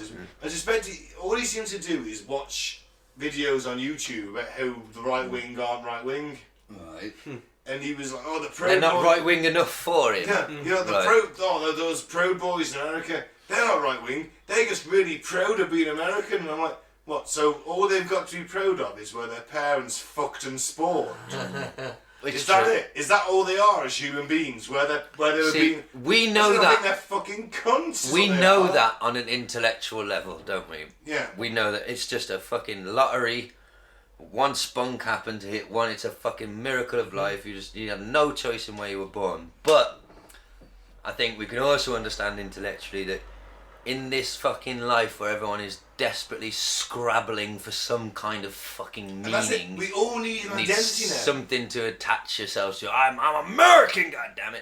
Yep. And I get sucked up into. Look what happens when England are in the World Cup. All three of us, Yeah. you know, pretty Yeah, but right-minded that's people. not us being patriotic. No. In a way, that's just wanting. Well, it for is. I once. want the country to do well. Yeah, Yeah, but it's we're kind not of that psychological belonging. This is ours. It's Yeah, us. I get It's, what you you're know what I saying. mean? Yeah. And this is why I But fucking laugh at. individually, we're not being patriotic. We just want our team to win. Yeah, it's different because We're not screaming gammon faced at the window. No, obviously. England till we die. I see it as a levels. sport. I'm a Forest fan. I'm meant to hate Derby County. I'd never like. If it was a Shank Derby your fan, Derby County fan. shank him or spit in his face and then shank him. Nah, we're not. You might do. Well, I might do. It's ridiculous. It's But I just do as a game. Burnley fan because it's Burnley. Jingoistic. That's a good word. That's it. Jingoistic. That's yeah. what happened when the But Olympics it's fun to was it. pretend that you're part of this tribe. Yeah, it's it my is. team. The super tribe. We're all desperate to belong to something. I suppose in a way, when with football as well, it's like we all have our own individual tribes. From Man United to Telford FC, we all have that little tribe that we're part of. But for England games, we all come The together. super tribe. We're Do you super think tribe. The Scots. Hate the Scots Exactly. I've just had a thought. and the Welsh and the Irish. Well, I've just thought, I'm not going to be the first person to have ever had this thought, but it's just like sort of dawned on me of like, you know, like they used to say religion is the opium of the masses. Napoleon said that, you know. Right. He was the Well, first person to say that. do you think there's an argument to be made for, you know, how tribalistic politics has become? Like Yeah. indentured tribalism. That like, that has replaced religion in a way. So like, you don't identify as Catholic or Protestant or whatever or Muslim. Mostly it's like, it's tied. I'm Labour. That's mostly my it's tied. religion. Like Say again, sorry. Mostly it's tied. Like if you're in Northern Yeah. Ireland, if you're a Protestant, you're a DUP. Right, okay. If you're a Catholic, you're a Sinn Féin. yeah. Yeah, do you see? But what I'm trying to say is, like, do you think it's replaced?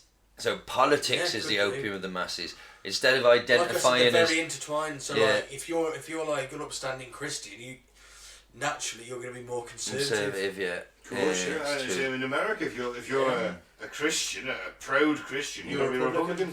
I do despise the tribalism of it, though. I think we. But that is a separation of church and state, which sadly can't really happen, though, can it? I just wish you were allowed. Like, obviously, I don't. I feel like I'm constantly like defending fucking conservatives and things on the pod, and if someone's listening who doesn't really know me, could get confused by that. But it's like, I just wish that liberals, not all of them, I'm not tarring everyone with the same brush, but I wish they could live and let live, and like, it seems to be, it's become so tribalistic. It's like we have to destroy the other side. You're not allowed to exist.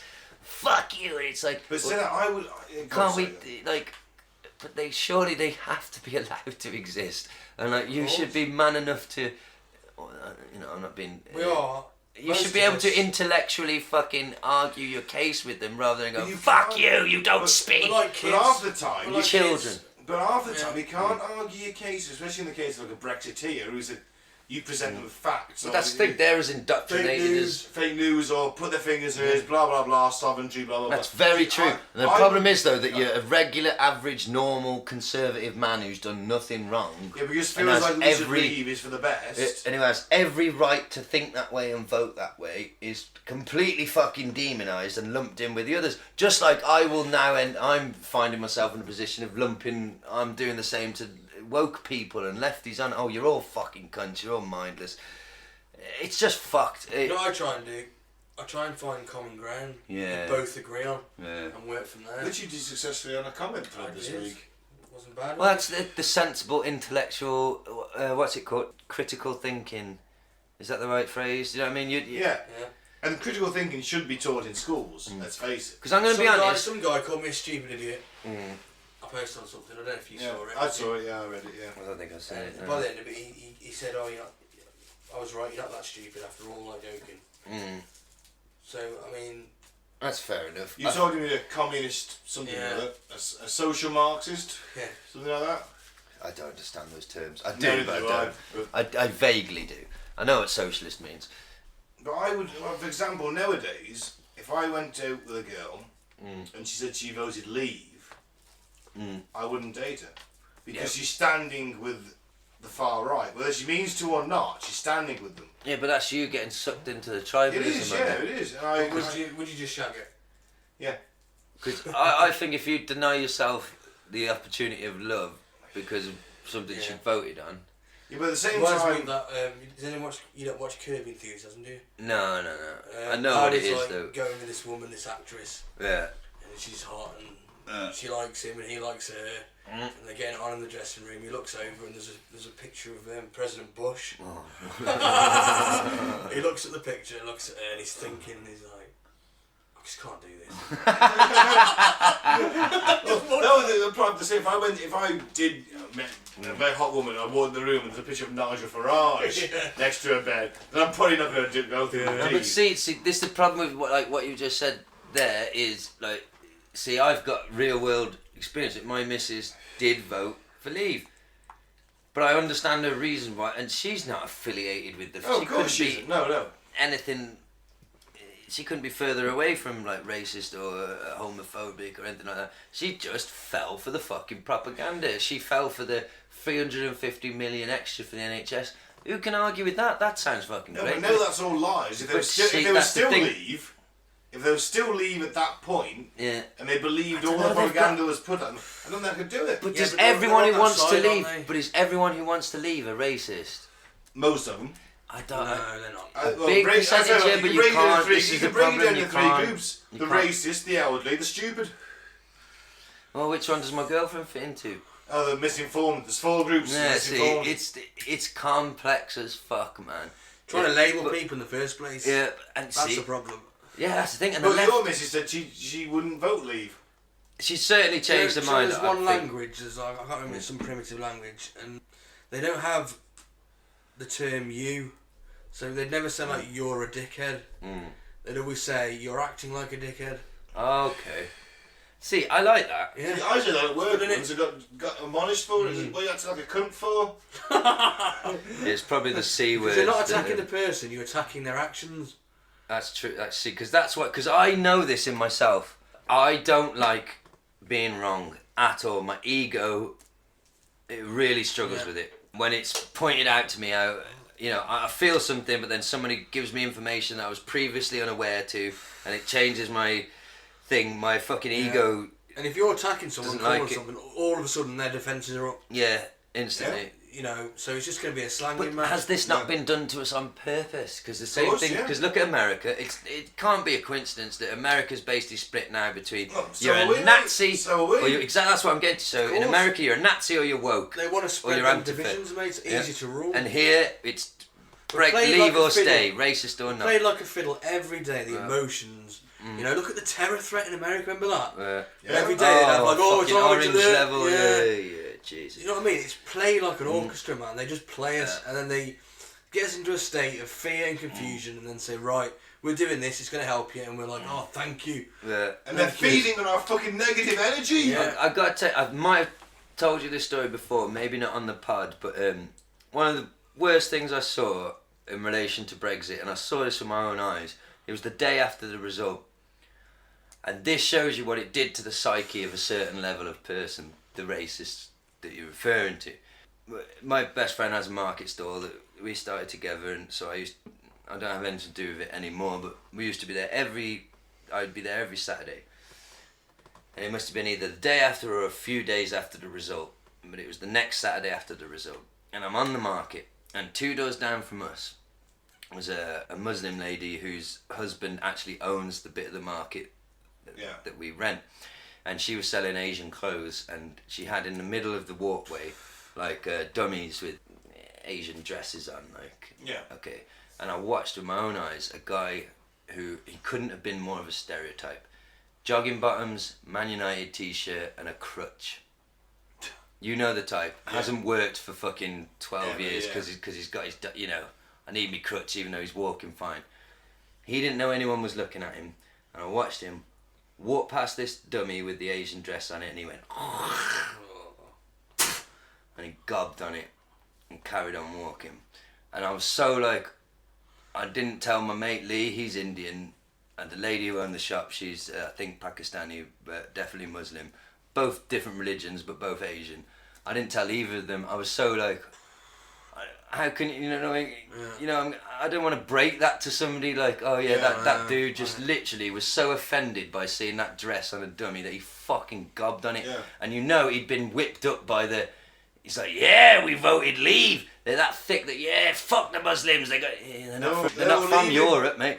You know, but Yeah. it was literally like, yeah, Britain, Brexit, fuck them, they're going.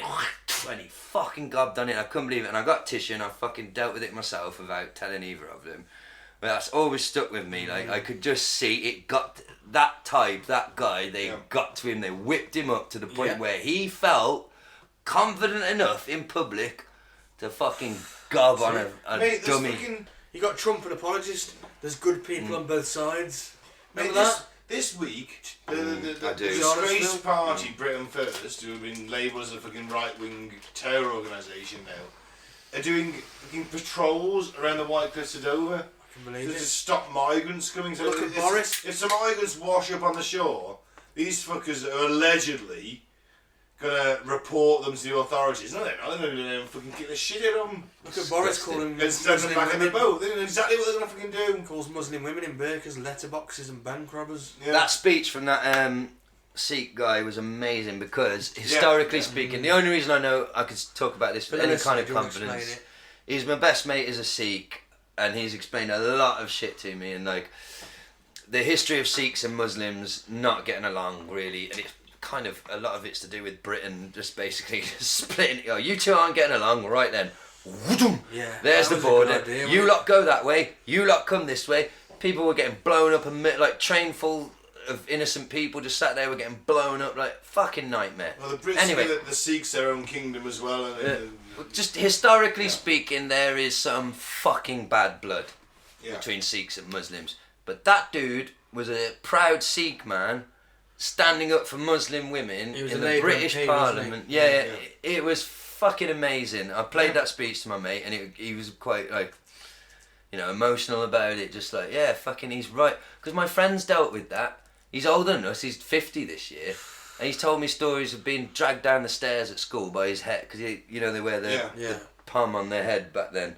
Being dragged by his hair down the fucking stairs and things like that, like actual fucking, real fucking racism in the 80s that we can't really imagine now, because it wasn't like that in the 90s. Yeah, Really, yeah. it was a lot better. Yeah, that speech made him quite emotional and proud, like, and that's quite a monumental thing really for that Sikh dude to be standing there and standing up for Muslim women.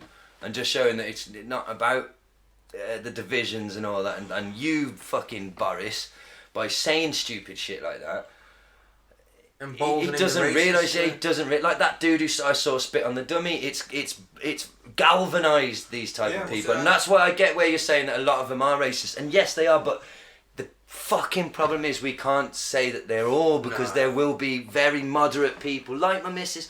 And I'm sure if my parents were, because they've never voted in fucking nothing, my parents, but I'm pretty sure they would have been swept up in the My parents voted Leave, but that's because Brexit they are propaganda. racist. Well, there you go. Hang on, weirdly, I convinced my dad, who's the most Tory man ever, Tory working class voter ever, to vote Remain. Because I said, well, that's what Cameron wants. And he's like, well, he is head of the party, I should vote with him. Beautiful But headline. now he would vote Leave because he wants the whole thing over and done with. Yeah, I'm not attacking my parents, but they come from a different time. This In is the the 1940s. really need to piss their Okay. boys. So, alright, you've heard everything that we've got. Reptilians. I'm going to go with, I definitely think Ike's right about some stuff. Yep. The banking system that we didn't really get into, but we've covered on previous episodes. The whole bloodlines thing. I think he's got a point. Whether or not they're reptilians or not is a different matter. That's the bit that I can't quite stretch to. I mean, I'm not ruling it out because there's a bit of scientific underpinning to it as well, isn't it? It kind of makes sense a little bit. It could be. Who knows? Could I just read you We this? don't know where we came from. We don't know. You know what I No, mean? we got So- no answers. And are his answers any more ridiculous than the No. Christian Oh, no, answers? they're not. Exactly. I'll just read you the first two from the blurb on the back, because this is quite good. The first two little paragraphs. This is a blurb on the back of his book, Children of the Matrix. We are born into a world controlled by unseen forces that have plagued and manipulated humanity for thousands of years. No, this is no script from a Hollywood movie. It is happening to you now. You may look around and think that what you see is real, but in truth, you are living in an illusion. an illusion designed to keep you in a mental, emotional and spiritual prison cell. I'm not sure that you can really argue too much with that.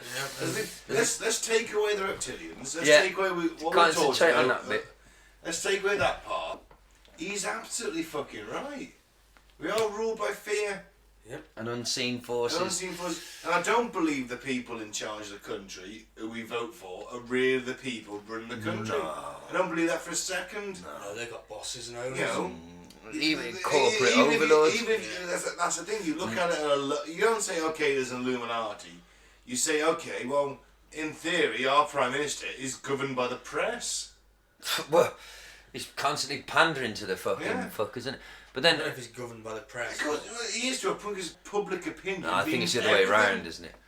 Yeah, but that's why they control the press, though, isn't it? Yeah. Because I know we might see it like the press are giving him an hard time, right? But like, did That's you our hear echo him? chamber. Did anybody hear David Cameron on Jeremy Vine? No. I had to turn it off. It was that awkward because Jeremy Vine was. Some might say he was being a cunt, but others might say that's his fucking job. He was not letting Cameron get away. He was just nailing him, and not letting him give the Weasley politician answers because he's not a serving politician, is it? He's a man trying to sell a book. But when he was a politician, was he doing that? So, and Vine was like reading bits from the book. No, but you said in the book, you say here, blah, blah, blah, blah. And it was so awkward. I was like, ooh, can't take it. Turned Did it you off. fucked a pig's head, you But I guess my point was...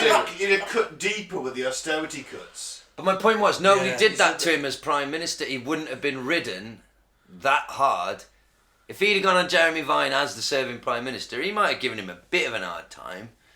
But I don't think it would have been like he was roasting it's him. not saying He that. was treating him I'm like not, a I'm not cunt. sure. Didn't he say that Cameron said that I'd have cut I'd have book, isn't it? It's in the hammered book, we austerity should've cut- harder than it should have been. And he was trying to dance round it, and Vine's literally no, it's you literally said in the book, and he's still trying to do his like dancing round it. His policies killed 120,000 people. Yeah. Made The UN millions are- more miserable. The UN are investigating the British government, which you don't hear about. Seriously, I don't know. Yeah. fuck Did all we not? about this. Did we? Yeah, did the we UN not? are investigating the British government for crimes against humanity. Did we not hang people at Nuremberg for this? Yeah. Yeah. Systematic. Did we not hang Industrialised Yeah. murder. Did we not hang Economic people at murder. Nuremberg who were fucking He Nazis? may as well have sent people around in the middle of the night and slit the throats of 120,000 people. You might have to they explain that bit to me. How did they? What The did policies that he introduced, cutting you mean like benefits, austerity? and all Right. that, Okay. austerity. Yeah, I'm with you. A report came out Yeah.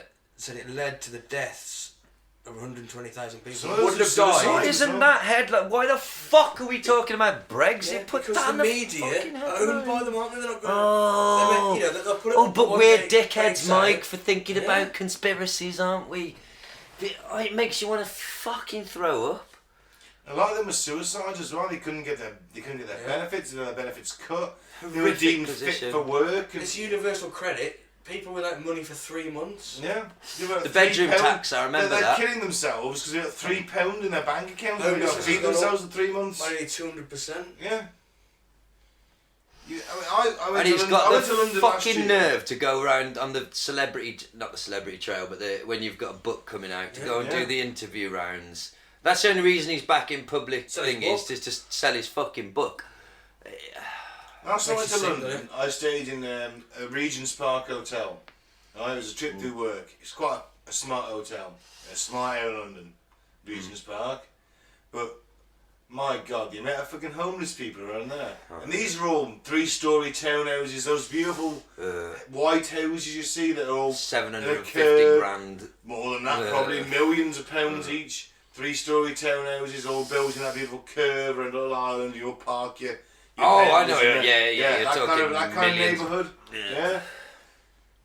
Yeah. Homeless people sleeping on the streets, 200 yards away.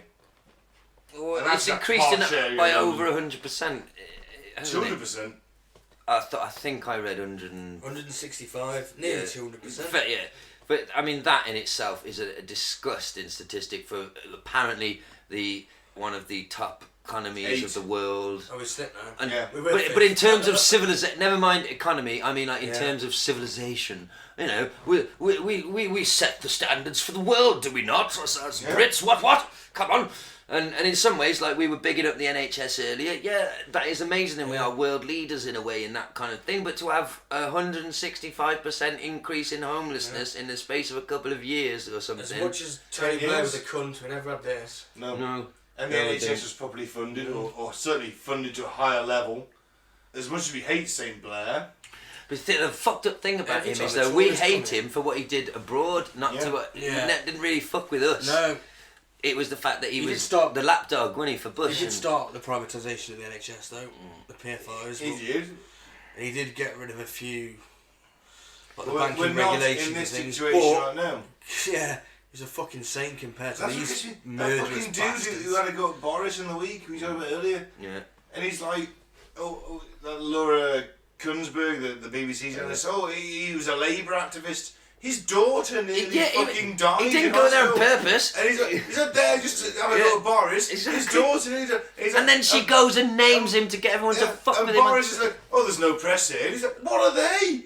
He's pointing at the camera crew down the fucking corridor. Who are they? Yeah. You're telling me you haven't got a press officer keeping all the... And Boris is like, no, they're not press. Just they clearly fucking are, mate. He's out of touch, and he.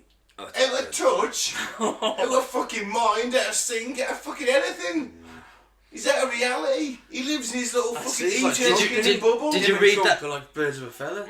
Yeah, well, did you read that report of him in the meeting with the guy in Brussels or whatever? That somebody said that as the meeting went on and it started to dawn on him the complexity of any kind of deal, and he began to physically slump in his chair like a child, and was just. Did you see him when stood next to? Was it the Irish Prime Minister? Yeah. Whenever he was, the attention wasn't on, but he literally starts doing Yeah, he does, stretches and thinking, what a. Are we special people? Are we particularly intelligent? No, and we can fucking see it. Well, the amount of times he's been had a go at in the street. Oh, that's brilliant. I love every time I he love goes every out. time. He's one going to of the stop videos doing he's it on. eventually because he's just... Yeah. It's... I cheer inwardly. Yeah. So for God's sake, the thing is, the problem is that a lot of the people having a go on the street probably won't vote Labour. They'll probably, I don't know. Will they? Brexit party. Might vote Brexit Party. Get it over with. Get it over with. Imagine Boris and Farage in a majority. Well, that's the problem, isn't it? You got Farage, who's openly said, I'd get rid of the NHS and privatise it, like the American healthcare system, which leaves potentially tens of million. We got a population of 60 million, might be 20 million without healthcare, as a conservative estimate. I mean, you can't afford. Well, actually, probably more than that. I mean, you probably can't afford to pay full healthcare privileges like they could under the NHS. And this guy's like, yeah, we should get rid of that. And people are voting for him, or want to vote for him. Did you see that in the European Parliament this week, there was a vote to aid EU/Iranian people who were held in Iran as hostages, and there was a couple of British ones, and they didn't have names like John Smith or Patty Brown or whatever. They were Iranian names, Iranian British, and the Brexit Party MPs abstained to vote. They abstained to vote on people who hold British nationality who are held hostage in Iran. They're not British in their eyes, are they? No, because they're brown. Yep. And that Exactly. shows you exactly the kind of people you're fucking dealing with, isn't it? But back to reptilians. Yeah, Ike's got a fucking point. Whether they are shape-shifting lizards or not, I have no idea. But he's got a fucking point. Yep. Weird news. Thank you, Saint Ike. Let's get the boys' views on this week's weird news.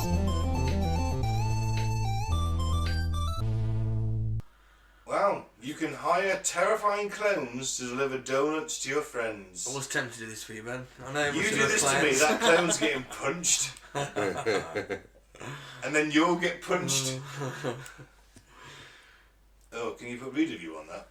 Getting old, Ben. Ben. Need glasses. Mainly because of the picture as well. And you're pissed. Oh, so true. So am I. If you feel like ruining a friendship, there's a place that will send a clown that looks like it crawled out of hell to deliver donuts to your friend's door. All 19 locations of Hertz Donuts will send a scary clown to whomever you instruct them to with a box full of donuts and a face that will haunt their nightmares forever. We do not recommend doing this if your friend is a claustrophobic gun owner. Coulrophobic. Whatever. Must mean fear of clowns. Well, either way, I'm doing the same thing. Coulrophobic. Hertz posted about their special on Facebook. Although the month of October, all through the month of October, you can enlist the donut shop to show up wherever and give someone a panic attack and then donuts. Unfortunately, you can only terrorise your friends if you live in a city with a Hertz donut location. Otherwise, you just have to shop their stop their heart with donuts or the old-fashioned way. You send a clown to give me donuts. That clown's dead. Yeah, you could just go down to the donut shop. That dude, Well, there's no that clowns. dude who's dressed as the demonic clown is dead. I will go to jail. I thought you'd like this article. I don't like clowns. Not for you I do then. not like clowns. Okay, next up, man who looks just like Walter White in Breaking Bad busted for meth. I'm guaranteeing you he based his look on Walter White from Breaking Bad. You know that series is like, what, fucking 5 years old now? 10 probably. More 10 than years that, old, yeah. yeah? So Yeah, I'm guaranteeing you he's like, Yeah. hey, I'm a bald guy, I can grow a goatee, I For wear the glasses. listener, there's a picture of Walter White and then there's a man in question. Yeah. He looks just fucking like him. Well, to doesn't be he? fair, the dude in question, the con, he's been working out. I mean, them shoulders do not fit into the mugshot. They say life imitates art, but really it's more likely that Breaking Bad creator Vince Gilligan just googled meth mugshots and then wrote his description of what main character and meth kingpin Walter White looked like based on a rough composite of about 10 or so of those. Writing, like those most things in life in 2019, is aided heavily by just googling whatever the hell it is you need to know. As you can see from 50-year-old Illinois man Todd W. Barrick Jr.'s mugshot, that's probably exactly what Gilligan did, because Barrick is something of a ringer for one of TV's most iconic and terrifying characters. Barrick is currently on the run and wanted by the Gatesburg Police Department for a probation violation related to the possession of meth. Gatesburg Police posted Barrick's mugshot to Facebook, hoping the community might have information on the fugitive whereabouts. However, commentators immediately keyed on the resemblance between Barrick and Breaking Bad actor Bryan Cranston, who played Walter White. Ah, so is it art imitating life or life imitating art? We'll never know. it's all one and the same. We'll never know. Either way, dude who's actually being done for meth, Garrett, he's been working out. He's wearing a white vest, therefore he's been working buff out. for 50, isn't he? Oh, fuck. And for a meth head. Yeah, but Well, that's he's easy not supply. taking them, He's is not he? getting high in his own Right. supply. He's an intelligent dealer. Well, he's the Scarface of the meth world, evidently. Don't get high in your own supply. Nope. Wow. Well, I wouldn't fuck with him. Me either. You mean he don't look 50? I'll give him that. I would buy some. Looks like meth after 30. I certainly.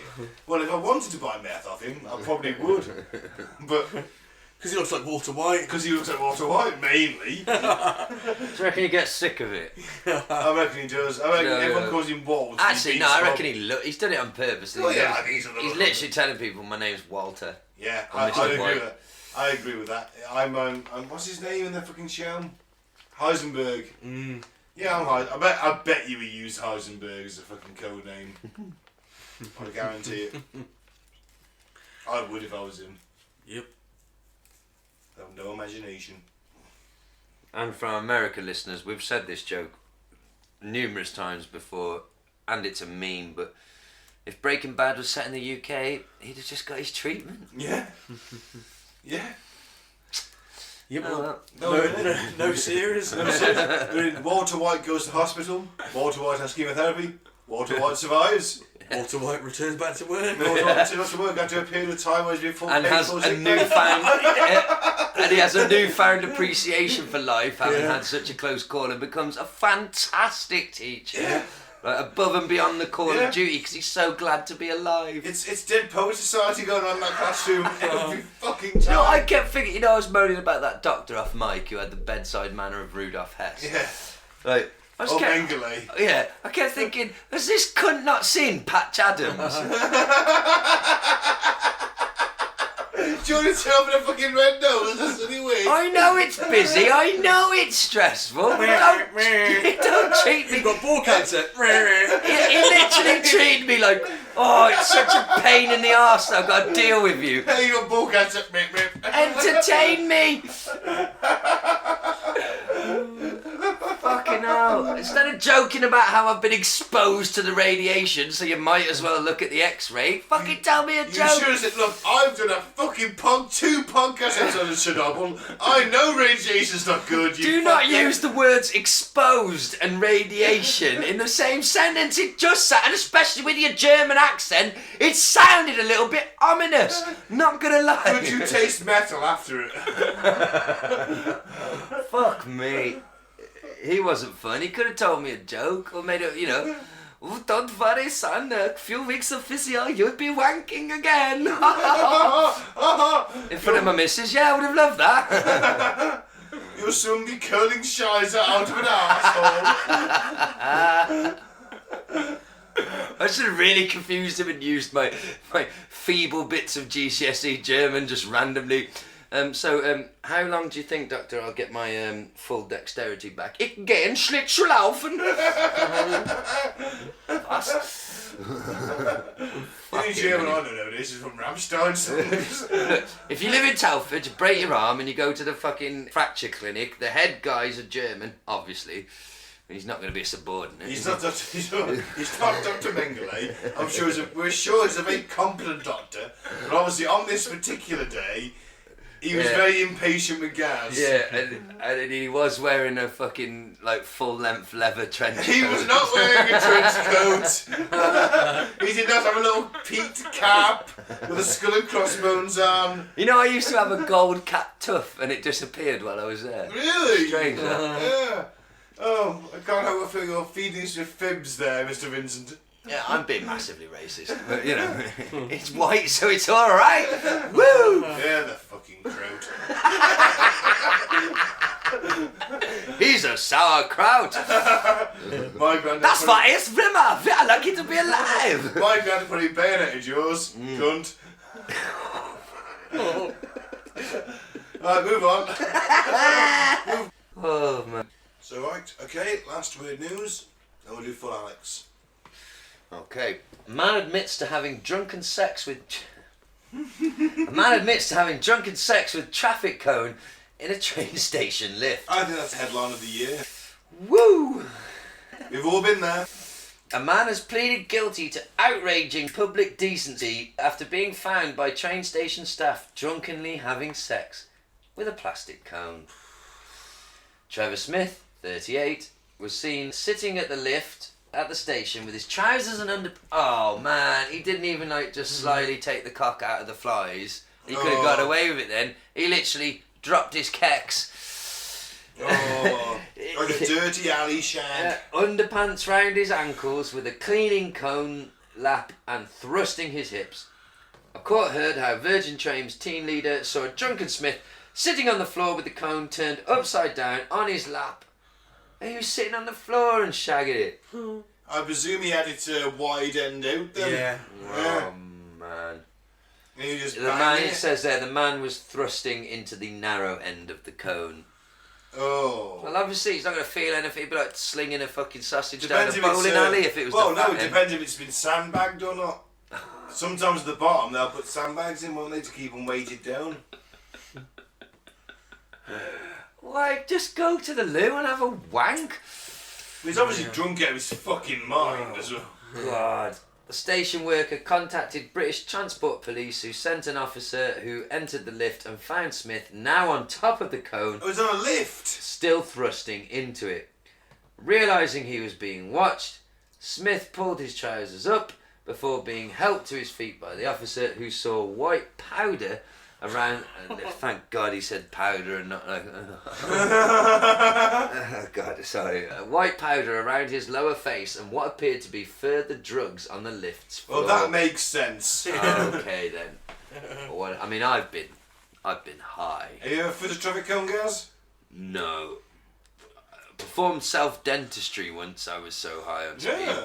Couldn't feel a thing. Jesus. Bled so much that my white t-shirt looked like it was just soaked in saliva and blood. Looked like a fucking horror movie. No way. And like about 3 hours in a mirror intensely doing self-dentistry. Couldn't feel a thing. Bought that off some Polish guy. I think it was speed. Best that you've had? Wouldn't say best. I might say strongest, but not best.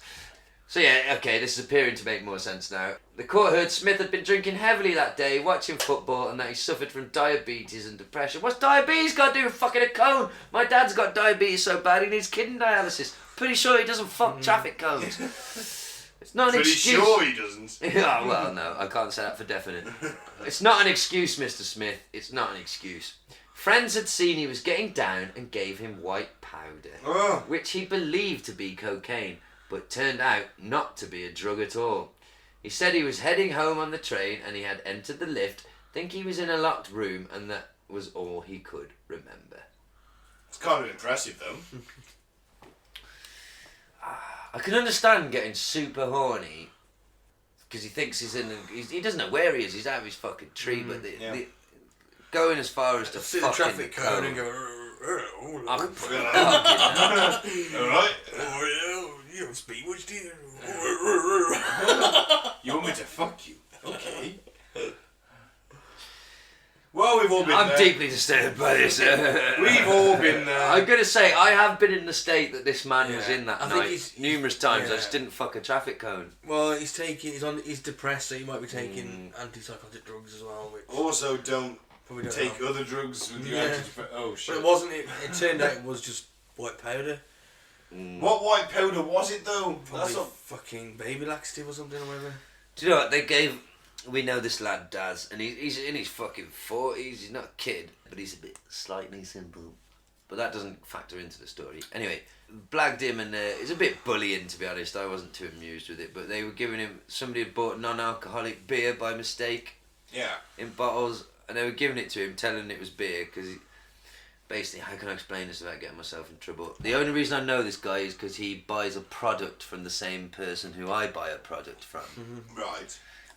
And so sometimes the person who I buy this product from has parties with his customers. Anyway, so Sounds they're very orgy-esque. No, not like that. So they're feeding him non-alcoholic beer, and everyone's asking him like, "Oh, how you feeling, Daz? How you doing?" And he's placebo, or whatever. He thinks he's pissed, and he's acting pissed and all that. God. And then someone tells him it's non-alcoholic, and it's like, huh? And I was like, "Oh, you cunts, don't do that to him, because it could happen to anyone, that." Like, do you know what I mean? Like, because I went for that. Remember when I was drinking non-alcoholic beer? I sometimes could have sworn I was getting a buzz off that first one.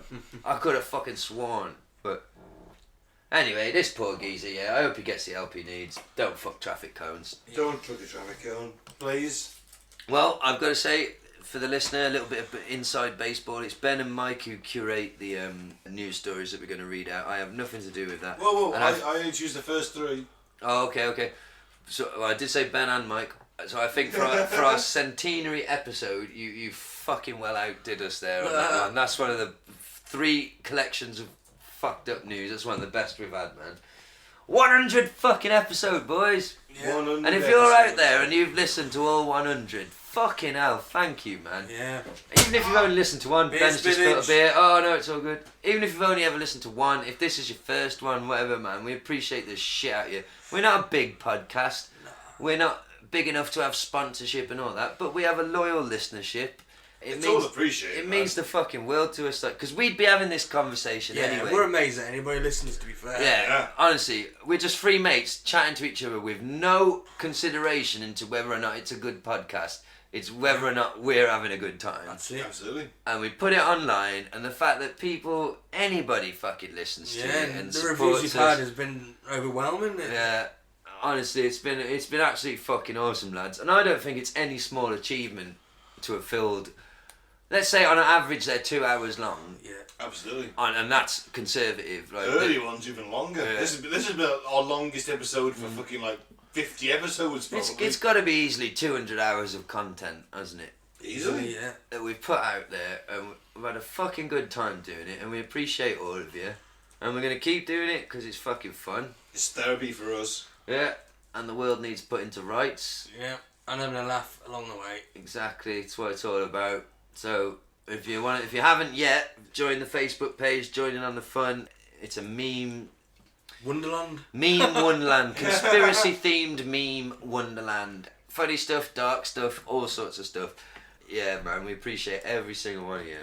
Absolutely, yeah, we do. I can't thank you enough, to be honest. It's awesome, man. It's mind blowing. Yeah, really. We read out the list at the start of episodes. Like I said, we haven't got like fucking millions of listeners, but we've got listeners all over the fucking world, man, spread across the planet, listening to 3 fucking numpties in Telford, having a laugh. Yeah. It's insane. Yeah. I just sort of followed Kevin Smith's advice.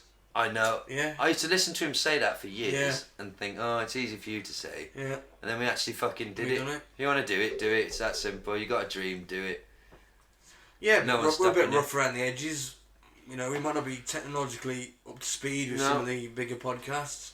So, But the other thing to That's point part of our out, charm. I think so. technologically impotent. I think one of the things we've not actually talked about on the pod is that podcasting is a fairly middle class game because of the equipment involved. And we are 3 very working class lads, and we've got very extremely bog standard equipment. The cheapest microphones on the market. Yep. The cheapest mixing desk I could afford. We got decent computers now, but we're literally using the cheapest shit on the market because that is all we can afford. Actually, that was 300 quid on the Argos card, on the credit Argos card. In terms of laptops, Mike's was the previous one before that. The one I'm using the one that I bought new because I thought it'd be better. And Mike's using the one I had for the backup. But I think that is what is our unique voices because, if I was a middle manager on fucking 50 grand a year and I could spend £1,000 on each microphone. You can go that expensive. Yeah. You can spend as much as you fucking want. We could go BBC studio level If we could quality. afford it, we'd do it, If but we we could, can't. but we don't, and we make do with what we've got. Yeah. And I think that is who we are, and that's what part of our pod. And that's why I used to stress in the early days that we don't sound it's not good enough. It's not professional level quality sound wise and all that. But fuck it, you can hear us. It's not blowing your eardrums out, and you're with us. If you're listening to this, then you're with us, so stick with us and we'll get better one day. And hey, if you're out there and you've got a couple of quid, I don't want to beg or anything like that, but if you wanted to send us a microphone if you're that way inclined. Yeah, that'd be nice. Send us 3 nice microphones if you'd like us to sound a little bit better, then maybe help us out. But we're happy as we are. We make do with what we got. It's a bodged together system. 3 lads who knew fuck all about sound, recording, engine. Mike's learned to edit and use audio programs, audio editing that he had no clue about before this. He's self-taught. You know what I mean? Ben puts the effort in doing the notes and the research all week. I stick the wires in the holes. Yeah. We do the best we can. I've fucking loved it so far, boys. It's been a hell of an adventure. Cheers, guys. Let's have a cheers. Yeah. Cheers. Not all. Some weeks we sound like we can't be asked because that's reality. It's life. We're real people. No, we're all going to do shit. I think it's worth sticking with because I think we're pretty consistent, to be fair. So anyway, that's my little speech, Gaz is lads. literally sat there man-spreading. What is it, man-spreading? I'm just just about. I Don't you care. ever use that fucking phrase to me again because you're going to trigger me and set trigger me him. off. They haven't got testicles, Ben. They don't understand. Gaz, I fully agree. If another man said to me, bro, could you maybe... sorry, dude, yeah, but... Fuck off. Gets complicated I down there. fully agree. It gets complicated down there. Things need rearranging. And they're all like, oh, how big can it be? It's not about what size, it's about the delicacy of your genitals, sweetheart, are not dangling between your fucking legs. Like, you can't sit on your own vagina. Anyway, I knew it. I went from celebratory and happy to completely triggered. After 100 episodes, I know what's going to trigger him. Anything remotely woke. No, I would like to say a big thank you as well. This is therapy for me, boys.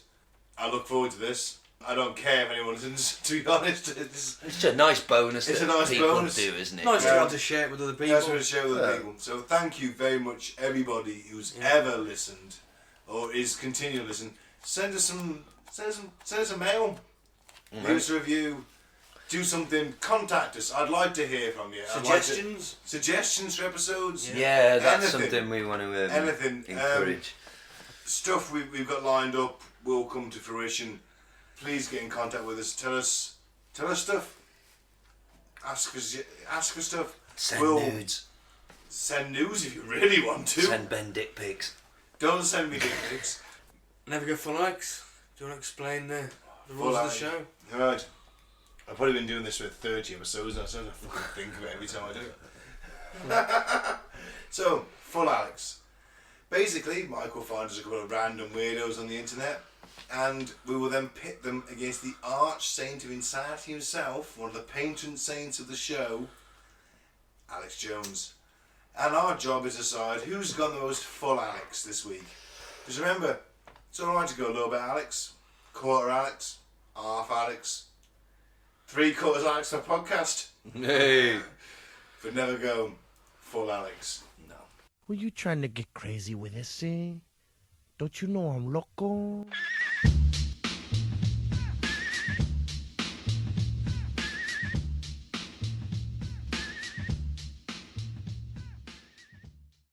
Who got first then, Mike? First up, old favourite Mark Taylor, the Oh, firefighter prophet. you know what? I saved this for weird news, and I thought, you know what? Mike's gonna have this before Alex. I ain't even bother putting it in. I watched this myself. Yeah. So Mark Taylor says, carry a weapon so you don't become a blood sacrifice to Baal. The fuck is Baal? He's that one that Hillary Clinton and they worship Bohemian Grove, the That ancient was god. Molech. I thought it was Molech. Oh, well, Baal's It's in along there. them lines. It's some ancient god that we It's don't some know ancient about. god that is probably considered Satan nowadays. Yeah. But as we have isn't actually maintained, Satan. I think we're pretty sure we maintained on the Bohemian Grove episode that like we're open to the idea that the uber powerful in this world don't believe in Christian. They have their own religions that are not exposed to the masses. So Baal, okay, God worshipped in many ancient Middle Eastern communities, especially among the Canaanites, Canaanites, who apparently considered him a fertility deity and one of the most important gods in the There pantheon. you go. Oh. Thank you, Royal Britannica. Hey. Alright, so let's listen to Mark Taylor, the firefighter prophet. If you're a regular listener, Baal's he's a food known cunt. Sorry. Baal's food source. Baal is a very violent entity, and it feeds off the blood of the innocent. If you don't know who Baal is, go do a study. Baal is the second in command on Satan's triune. You know, when you talk about Jezebel and all these other people, they all fall underneath Baal's command. That's the way I look at it. You have to know the command structure. So, but his food source is running dry, which is why they're so hard fighting this not for Roe versus Wade to come down. Now, here's what people need to start looking for. We all know the Red Cross is corrupt. Yeah. And they've been, you know what I mean? They're into all this, all right? Absolutely. And so even Q's called them out. And so when you look at the Red Cross, and what the Lord's been showing me is that their food sources are drying up. They are literally grabbing people down here in Hillsborough and Pinellas County, down here near Tampa, grabbing people in broad daylight. Oh my God. These human traffickers are. Why? Because their food source is drying up. This is why I'm telling people we're entering into one of the most dangerous phases of this fight right now. And you know, I'm a heavy duty Second Amendment guy. I've hunted and fished my whole life. I'm an outdoorsman. I tell people I don't care if you're Christian or not. If you don't have a concealed weapons permit, you need to get one. You need to learn how to use a weapon, and you need to be carrying it right now because this is a very dangerous time we're entering into. And it'll get cleaned up. There's not saying walk in fear. Just prepare. You know what I mean? But look for. At some point, I believe what the Lord's been showing me, look for the blood banks to go on a massive drive. Wow. For no reason. Guys, my gosh. For no reason, they're going to go on a massive drive, I believe, because they need the blood. Yeah.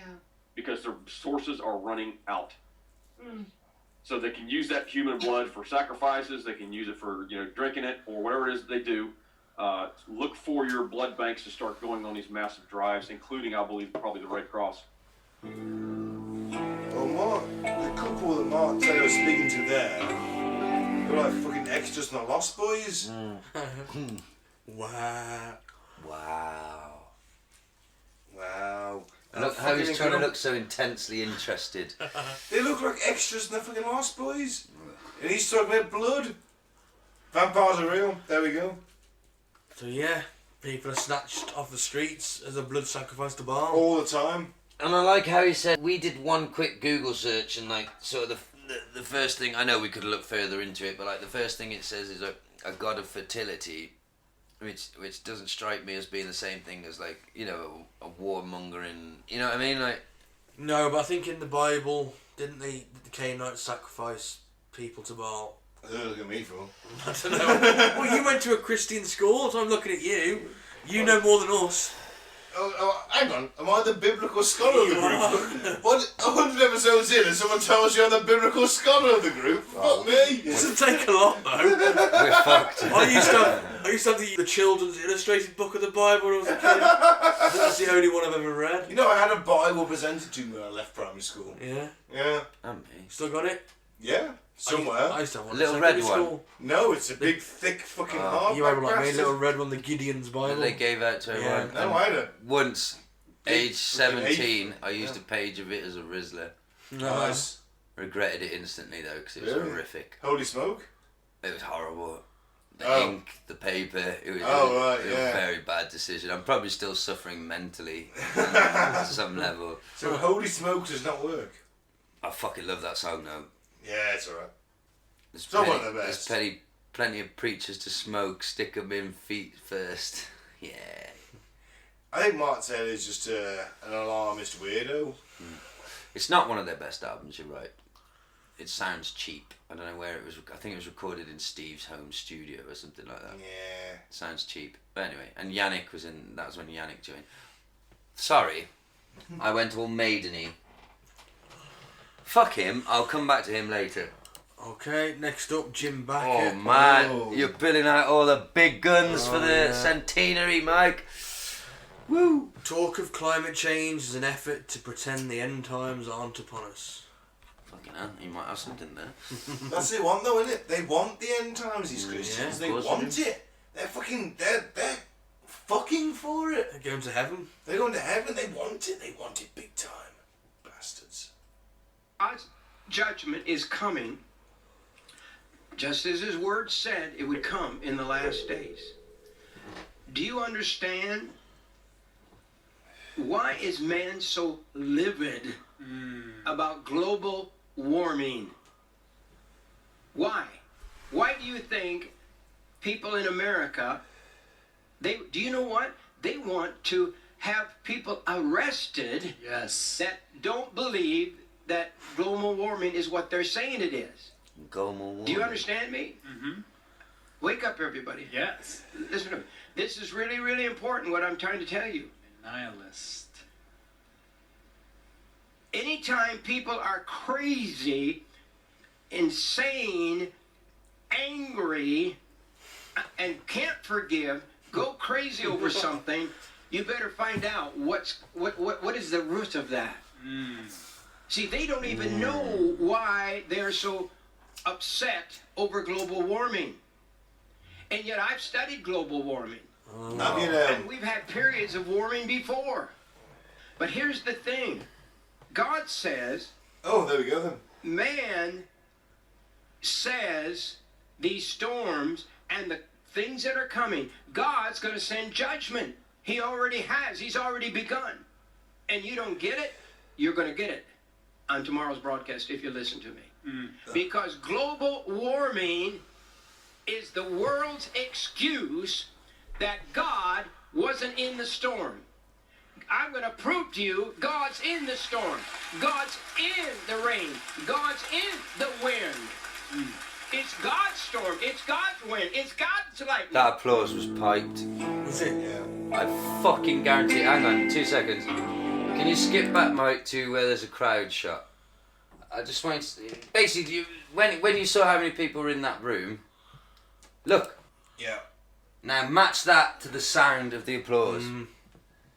He's doing what they call Right, there's a handful of people. I know we're only seeing the first few rows. God wasn't in the storm. I'm going to prove to you God's in the storm. God's in the rain. God's in the wind. Does that not sound piped into you from somewhere else? Sounds dodgy, doesn't it? What do they call that when they're banned? Someone doesn't sell out enough seats, so they put sort of rows. Ticketed. So they put them all in tables instead, because it makes it look like there's more people there. I just don't think that the applause matched the size of that audience. I think this was possibly edited afterwards, because that is the point in the speech where you would expect and there wasn't one. The rousing, and I don't think it happened. So he was trying to. They were falling asleep. He was like, "Wake up!" Yeah, wake up, people, because they're all fucking. Do you know what though? Do you know what though? He's fucking clever though, because that makes sense to a Christian, doesn't it? Global warming, the planet's killing itself, it's dying. They want you to believe it's not God's doing, it's man-made. Yeah. But it is God's doing, isn't it? Because that's what your lovely God wants, is for you to die in fire and hell. Sounds pretty metal to me. He sounds pretty satanic, this fucking God fella. Probably because he's a secret worshipper of Baal. He's exceedingly jealous. Yeah. He's exceedingly... Jim Bakker or God, no? I'm on about God. The Old Testament God. He is a jealous God. He's a bit of a psychopath. Yeah. He's an abusive, partner. Yeah. I mean, he's a abusive murderer. Father. Yeah. I mean, who wants to worship that guy? Him? Jim Bakker does. But what I mean? You if you get to pray for him one day, he's going to send a fucking tornado at your house. What we forget is that he's making a shit ton of money out of this. Of course he is. And I, you know what? I want to do it. I genuinely want to do it. I want to go to America and become an evangelist preacher and not believe a fucking word of it, but just take the fucking dollar. None of them do. Remember the one where we watched one week? The clip that went viral of the journalist asking that guy who had the private jet, and that preacher with the private jet, to justify it, and he basically said that he was too holy to spend time with other people, the demons, plebeians for their demons. He called them demons. He said, "I want to be amongst the demons in cabin." Yeah. I think we should fucking go for it. I want to do it. I'll do it.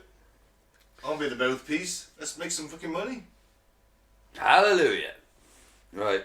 Praise the fucking Lord. Has the man himself got to say?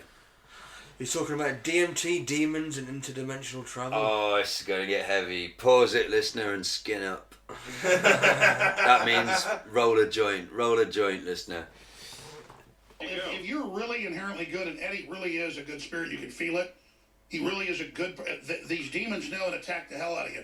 And I know people in this building who are really good people who took it, and it's experience I had without ever taking it in deep dreams and things when I was younger. We'll talk about when we come back, but you're basically transported to another dimension. It's like a spaceship. And there's demons, and there's people all basically, you can see their spirits, all it is, and they're all slaves. And there's these horrible creatures, you're in a lower dimension, that are torturing them forever, and then they go, oh, you're here. You're going to die. We're strangling you. Your heart ventricles are failing. We're going to rip you. And when you believe me, you'll never escape it. If you have kids, we'll get them too. And we're going to tear down your world unless you join us, and then you might be able to be at our level. Then they start threatening you like an interrogation to join them and saying, we know this and we know that. And we're going to tell you something that's going to happen in the future. And I'm 14 having dreams going, what the hell is this? And I'd wake up all sweaty from these and throw up like I'd been somewhere else. And then a month later, the exact thing would happen that something with frickin' horns was telling me was coming down. So I'm telling you, folks, why every culture talks about it, because this stuff's real. We'll be right back. Stay with us. Here's the bottom line. Everybody knows this from lore. Every culture, every ancient text says that there are entities and creatures that can't be seen. Just like electricity can't be seen most of the time, or most forms of light. They've proven dimensions below and above and other dimensions around that. And that these entities, most of the ones that will actually contact you, because see, God doesn't usually get involved unless you ask God in. God's free will, but these other ones, they don't. They're bad. And they'll give you knowledge and they'll give you power in a Faustian bargain. But they want your soul. That just means they want you to go with them. And these folks mean business. And if you look at how the globalists and all the top people who are being given power on this planet, they're all weak, pathetic husk of who they were, who are zombie-like trying to carry out these operations because at their levels, they're horrified, empty husks. So, my first point will be, Alex starts this thing at the top by saying, this drug that I have never taken. Yeah. But I managed to experience in my dreams. So, DMT, a very particular substance that you have to smoke. It's a chemical version of ayahuasca, which is the drink that you have with the shaman. With the shaman in the South American jungle somewhere, which is, I think, the most potently psychedelic substance known to man. DMT is this sort of chemical creation of that version of that, right? That you can buy on the street, not literally on the street, but you know what I mean. And that's what Joe Rogan talks about smoking. And I went down the rabbit hole on it and became very obsessed with it for a while, because there are hundreds, thousands of videos on YouTube of people documenting their experience, and they talk about something called an ego death. Right. Like, so this trip is so intense. It's not necessarily pleasant at all. It's not Will it fun. kill my ego? Well, this is the thing is that you go through this experience and you're shown some kind of form of knowledge that you can't really express. It's not like or you suppress verbal, yeah, and like kind of coding, like you see like mathematical sequences and like light formations and all this kind of shit, and like basically it's such a profound experience. You have something called an ego death, which like just sort of levels you out as a person, kind of thing. Like all your bullshit goes away for a while, all the learned behaviors and the shit you're holding on to, the what am I trying to say, the negativity of a Guardian journalist that did it, and he did it a few times, and he was like, he heard about this, he was like, well, I think I'm a good person, I'm okay, I'm mentally stable, I can take this. He took it, and he was like, fuck, I got a reckoning that I never realised, man. It's not necessarily I'm nobody, pleasant. I'm fucking nobody.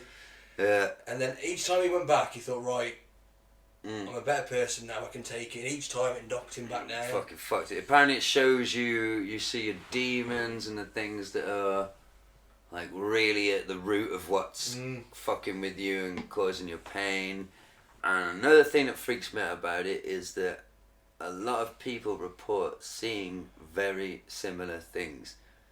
So how this chemical can produce the same hallucination in vastly different people, to me is kind of fucking freaky. So you've never done it? No, fuck no. I got obsessed with it. I watched a documentary called the DMT, the Spirit Molecule. That's where it started. Then I heard Joe Rogan talking about it. Then I went down the rabbit hole of just watching normal people on YouTube talk about their experiences. Then the guy who did this tattoo told me that he had a connection and could get me some if I wanted it.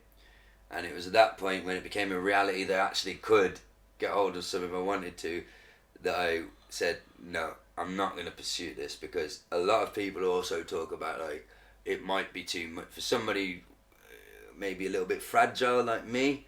I might not be able to handle what this drug shows me about myself. If you get what I'm saying, like it might be too much of a gut punch.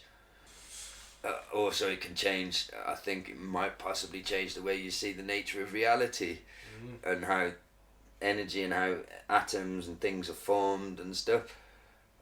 Now, I like Joe Rogan's take, which is that you feel that you are going to another dimension and you're maybe communing with other beings who are different from you, but like, and he says that maybe all of that is completely and utterly constructed inside your own mind because of the drug, and it's not real at all. It's just that powerful of a hallucinogen. But he says it doesn't matter because the effect of the experience is real.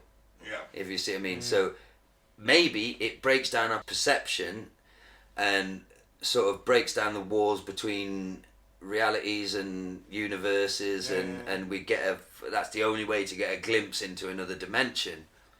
Or it's all completely constructed inside your own mind, because that's how powerful the brain is. Think about dreams, for example. They're real as fuck when you're in them.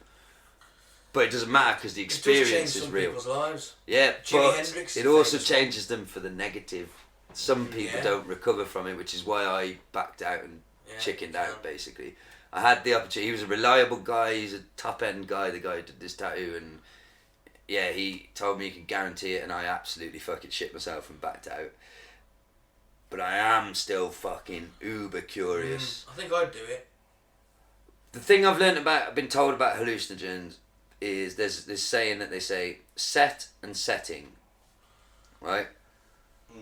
So if you're going to do DMT, the advice would be to have a friend with you trust, Ben, right? Do it here in your living room, as comfortable as possible, where you're controlling the surroundings, set and setting. Whereas if you're at some dodgy festival somewhere and you boshed it in the back of a tent somewhere and all that, and it turns horrific, that's your own fault. Same with mushrooms, any hallucinogen, set and setting. I would like to go and do it with a proper shaman.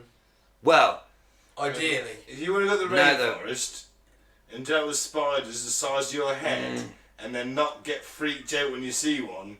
Have you heard the process of the ayahuasca though? But like, if you go and find a genuine shaman, and you have to be careful now, because apparently, because us Westerners have clocked onto it, there's loads of fucking charlatans about now. But let's say you go and find a good one, you have to do the purge first, right? Which is where they give you something that you are literally going to spend 1 or 2 days, literally puking and diarrheaing, constant till every fucking last thing is out of your fucking body. It's horrific. You're just buckets at both ends. Oh God, fuck. Couple of days of that. Then the shaman's gonna decide, like, I think you're ready, and then you have the ayahuasca. Yeah, you don't have to have the full. You can have as much as you want. They give you a bit to begin with. But it's like that idea that like you purge everything else out. Yeah. Then put this in, and one of my other favourite facts that I like about it is that we have a natural inhibitor that breaks down the chemical, so it doesn't work on us. Right. Some fucker in that jungle worked out, didn't they, Mike, that in order for you to feel the effects of the hallucinogen, you had to have this other herb or plant or whatever that would block the inhibitor. Wow. So combine the two, and then the ayahuasca works. How the fuck did, quote, primitive people work that out or know that? Or is it interesting? Because they then talk about, well, yeah, there is that trial, but they also talk about this knowledge coming from the greenery and the, like, plants talking to you kind of thing. Like, fucking that could be the fascinating. ayahuasca, though. Yeah. Absolutely fascinating. It could be, like Joe Rogan says, a door into another dimension, or it's all completely inside your own head. Doesn't matter, because the experience is real to you and it will change you as a human being. Literally, profoundly change you. Which is why the narcissism of Alex Jones to say, I've never taken it, but I had the same experience from my dreams. Now, okay, I've just caught myself there. I will break that down slightly further. Some say that DMT occurs within us naturally, and it's in all kind of plant life, isn't it? Like at some, you can find it in a blade of grass or whatever, but like it's trace elements. But let's say if you got in some horrific accident and your leg got smashed off or something, you're bleeding out, like you're gonna fucking die. Your body knows you're gonna die. Yeah. You are given a fucking motherload of DMT from your own brain. Yeah. That's what the white light, the tunnel, and you feel the peace, and that your heart rate goes right down, so the blood's not going, and it gets you to a nice, calm state to slip off into the next world. Makes or whatever. sense. So, is dreaming the same thing? Because dreams are pretty powerful hallucinogenic experiences, I think, technically, aren't they? I guess. They can be. So maybe Alex does have maybe his dreams were intensely hallucinogenic, but I think it's a fucking insanely narcissistic thing to say at the top of the... I've never done cocaine, Ben, but I dreamt about it, so I'm going to talk with authority now about what cocaine is. Like, I mean, the arrogance of that. Yeah. And now You I've lost expect myself now. anything 'Cause less, though. where did he go from it from there? How was he trying to spin that? I've forgotten now.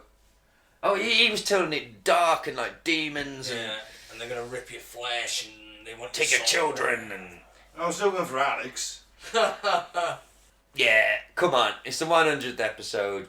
I mean, there's not even that. I mean, Mark Taylor says carrier weapons who, carrier weapons who don't end up a blood sacrifice to Baal. You're probably way more likely to end up sacrificed if you carry a weapon. Yeah, because you pull that gun and then that guy shoots you. It's not like the movies. Jim Bakker, talk of climate change is an effort to pretend the end times aren't upon us. Well, he makes a living out of pretending the end times are upon us. So he's Alex to talk. is just on form this week, I think. Yeah. Because he was pulling all of that out of his fucking arse. Yeah. So yeah, he's got it for me. He's got it. Do you reckon that Alex is improv, or do you reckon that he's got a loose script? I think he might think about it the night before and have some notes, but I think, points. like Ike, he's an incredibly talented improvisational speaker. He's just a natural talker. His brain is 1,000 miles a minute, and he's got this skill, because not everyone has it, to verbalise that as he's thinking. Do you know what I mean? He thinks on his feet and just fucking pours it out. Hope some of it sticks. If Bill Cooper was alive, Alex Jones wouldn't be here now. No, maybe Alex killed him. He may have had something to do with it, who knows? Could we wrap it up or have a piss break? We'll wrap it up. Excellent. Reptilians, we were down for it in a way. No. Mike's not. I'm down with everything Ike says. Everything apart from the I'm saying reptilians. I'm not ruling out completely. Yeah. But until there's evidence, I can't go with it. I'm with Mike. That's kind of where I am. Although I do think it's fucked how much links he can find. Yeah. Like, they're tenuous links, they definitely are, but like all these ancient societies with their fucking serpents and their things and their similar stories, that maybe they were all on the DMT, and that's where all this shit comes from. Moses and the burning bush. Yep. Woo! Maybe. And he wrote some funky stories. It's the end of the episode. Yeah. I'm going aliens. Hey. I'm literally on the verge of pissing myself. Okay, well, thanks a lot for listening. Genuinely much appreciated. We said it earlier. 100 episodes in, we never thought we'd get here. So I'm going to say, don't do the favour aid, don't join the cult. I've been Ben, thanks for listening. I've been Mike. How very dare you! 100 episodes, you fucked up. You've never done that in 100 episodes. Mike's taking his place above you now. He's challenging you. I'm sorry, I need a piss. You. Your second spot. I don't know why. Go on. He's challenging you for your second spot of saying goodbye. He's going to challenge you soon for your fucking next. Are we going to have to get naked and wrestle for it? You are? Like that Oliver thingy go to the movie. ball. This is Mike, this is Gaz, that's going to be it soon. He's going to fucking strong arm me into doing it. Yeah. Well, all I will say is please subscribe to Sewage Pipe Gaming on YouTube. I have been Gaz. Free Biff Tannen. It's fucked up that he's in that house, and if you fucking ask me on Facebook, I'll explain it to you. I know he's a dodgy dude, but it is fucked up that he's there. Free Biff Tannen. Thank you so much. Don't free him, he's a potential rapist. Which is why he should be freed from the woman he tried to rape's household. That's also I a valid believe point. it will be mentally beneficial to everybody Good involved. point. That's a good I will point. write a 3,000 word essay on this if Please I do have that. to. Please. I still need this piss. I've been Mike. Thanks for listening for these 100 episodes. Peace out. May the force be with you. Here's to the next 100, lads. Indeed, and Mike is still a Padawan. He still will be on episode 300. Good night. Bye now. Yeah. It was all good. It was all good. Episode.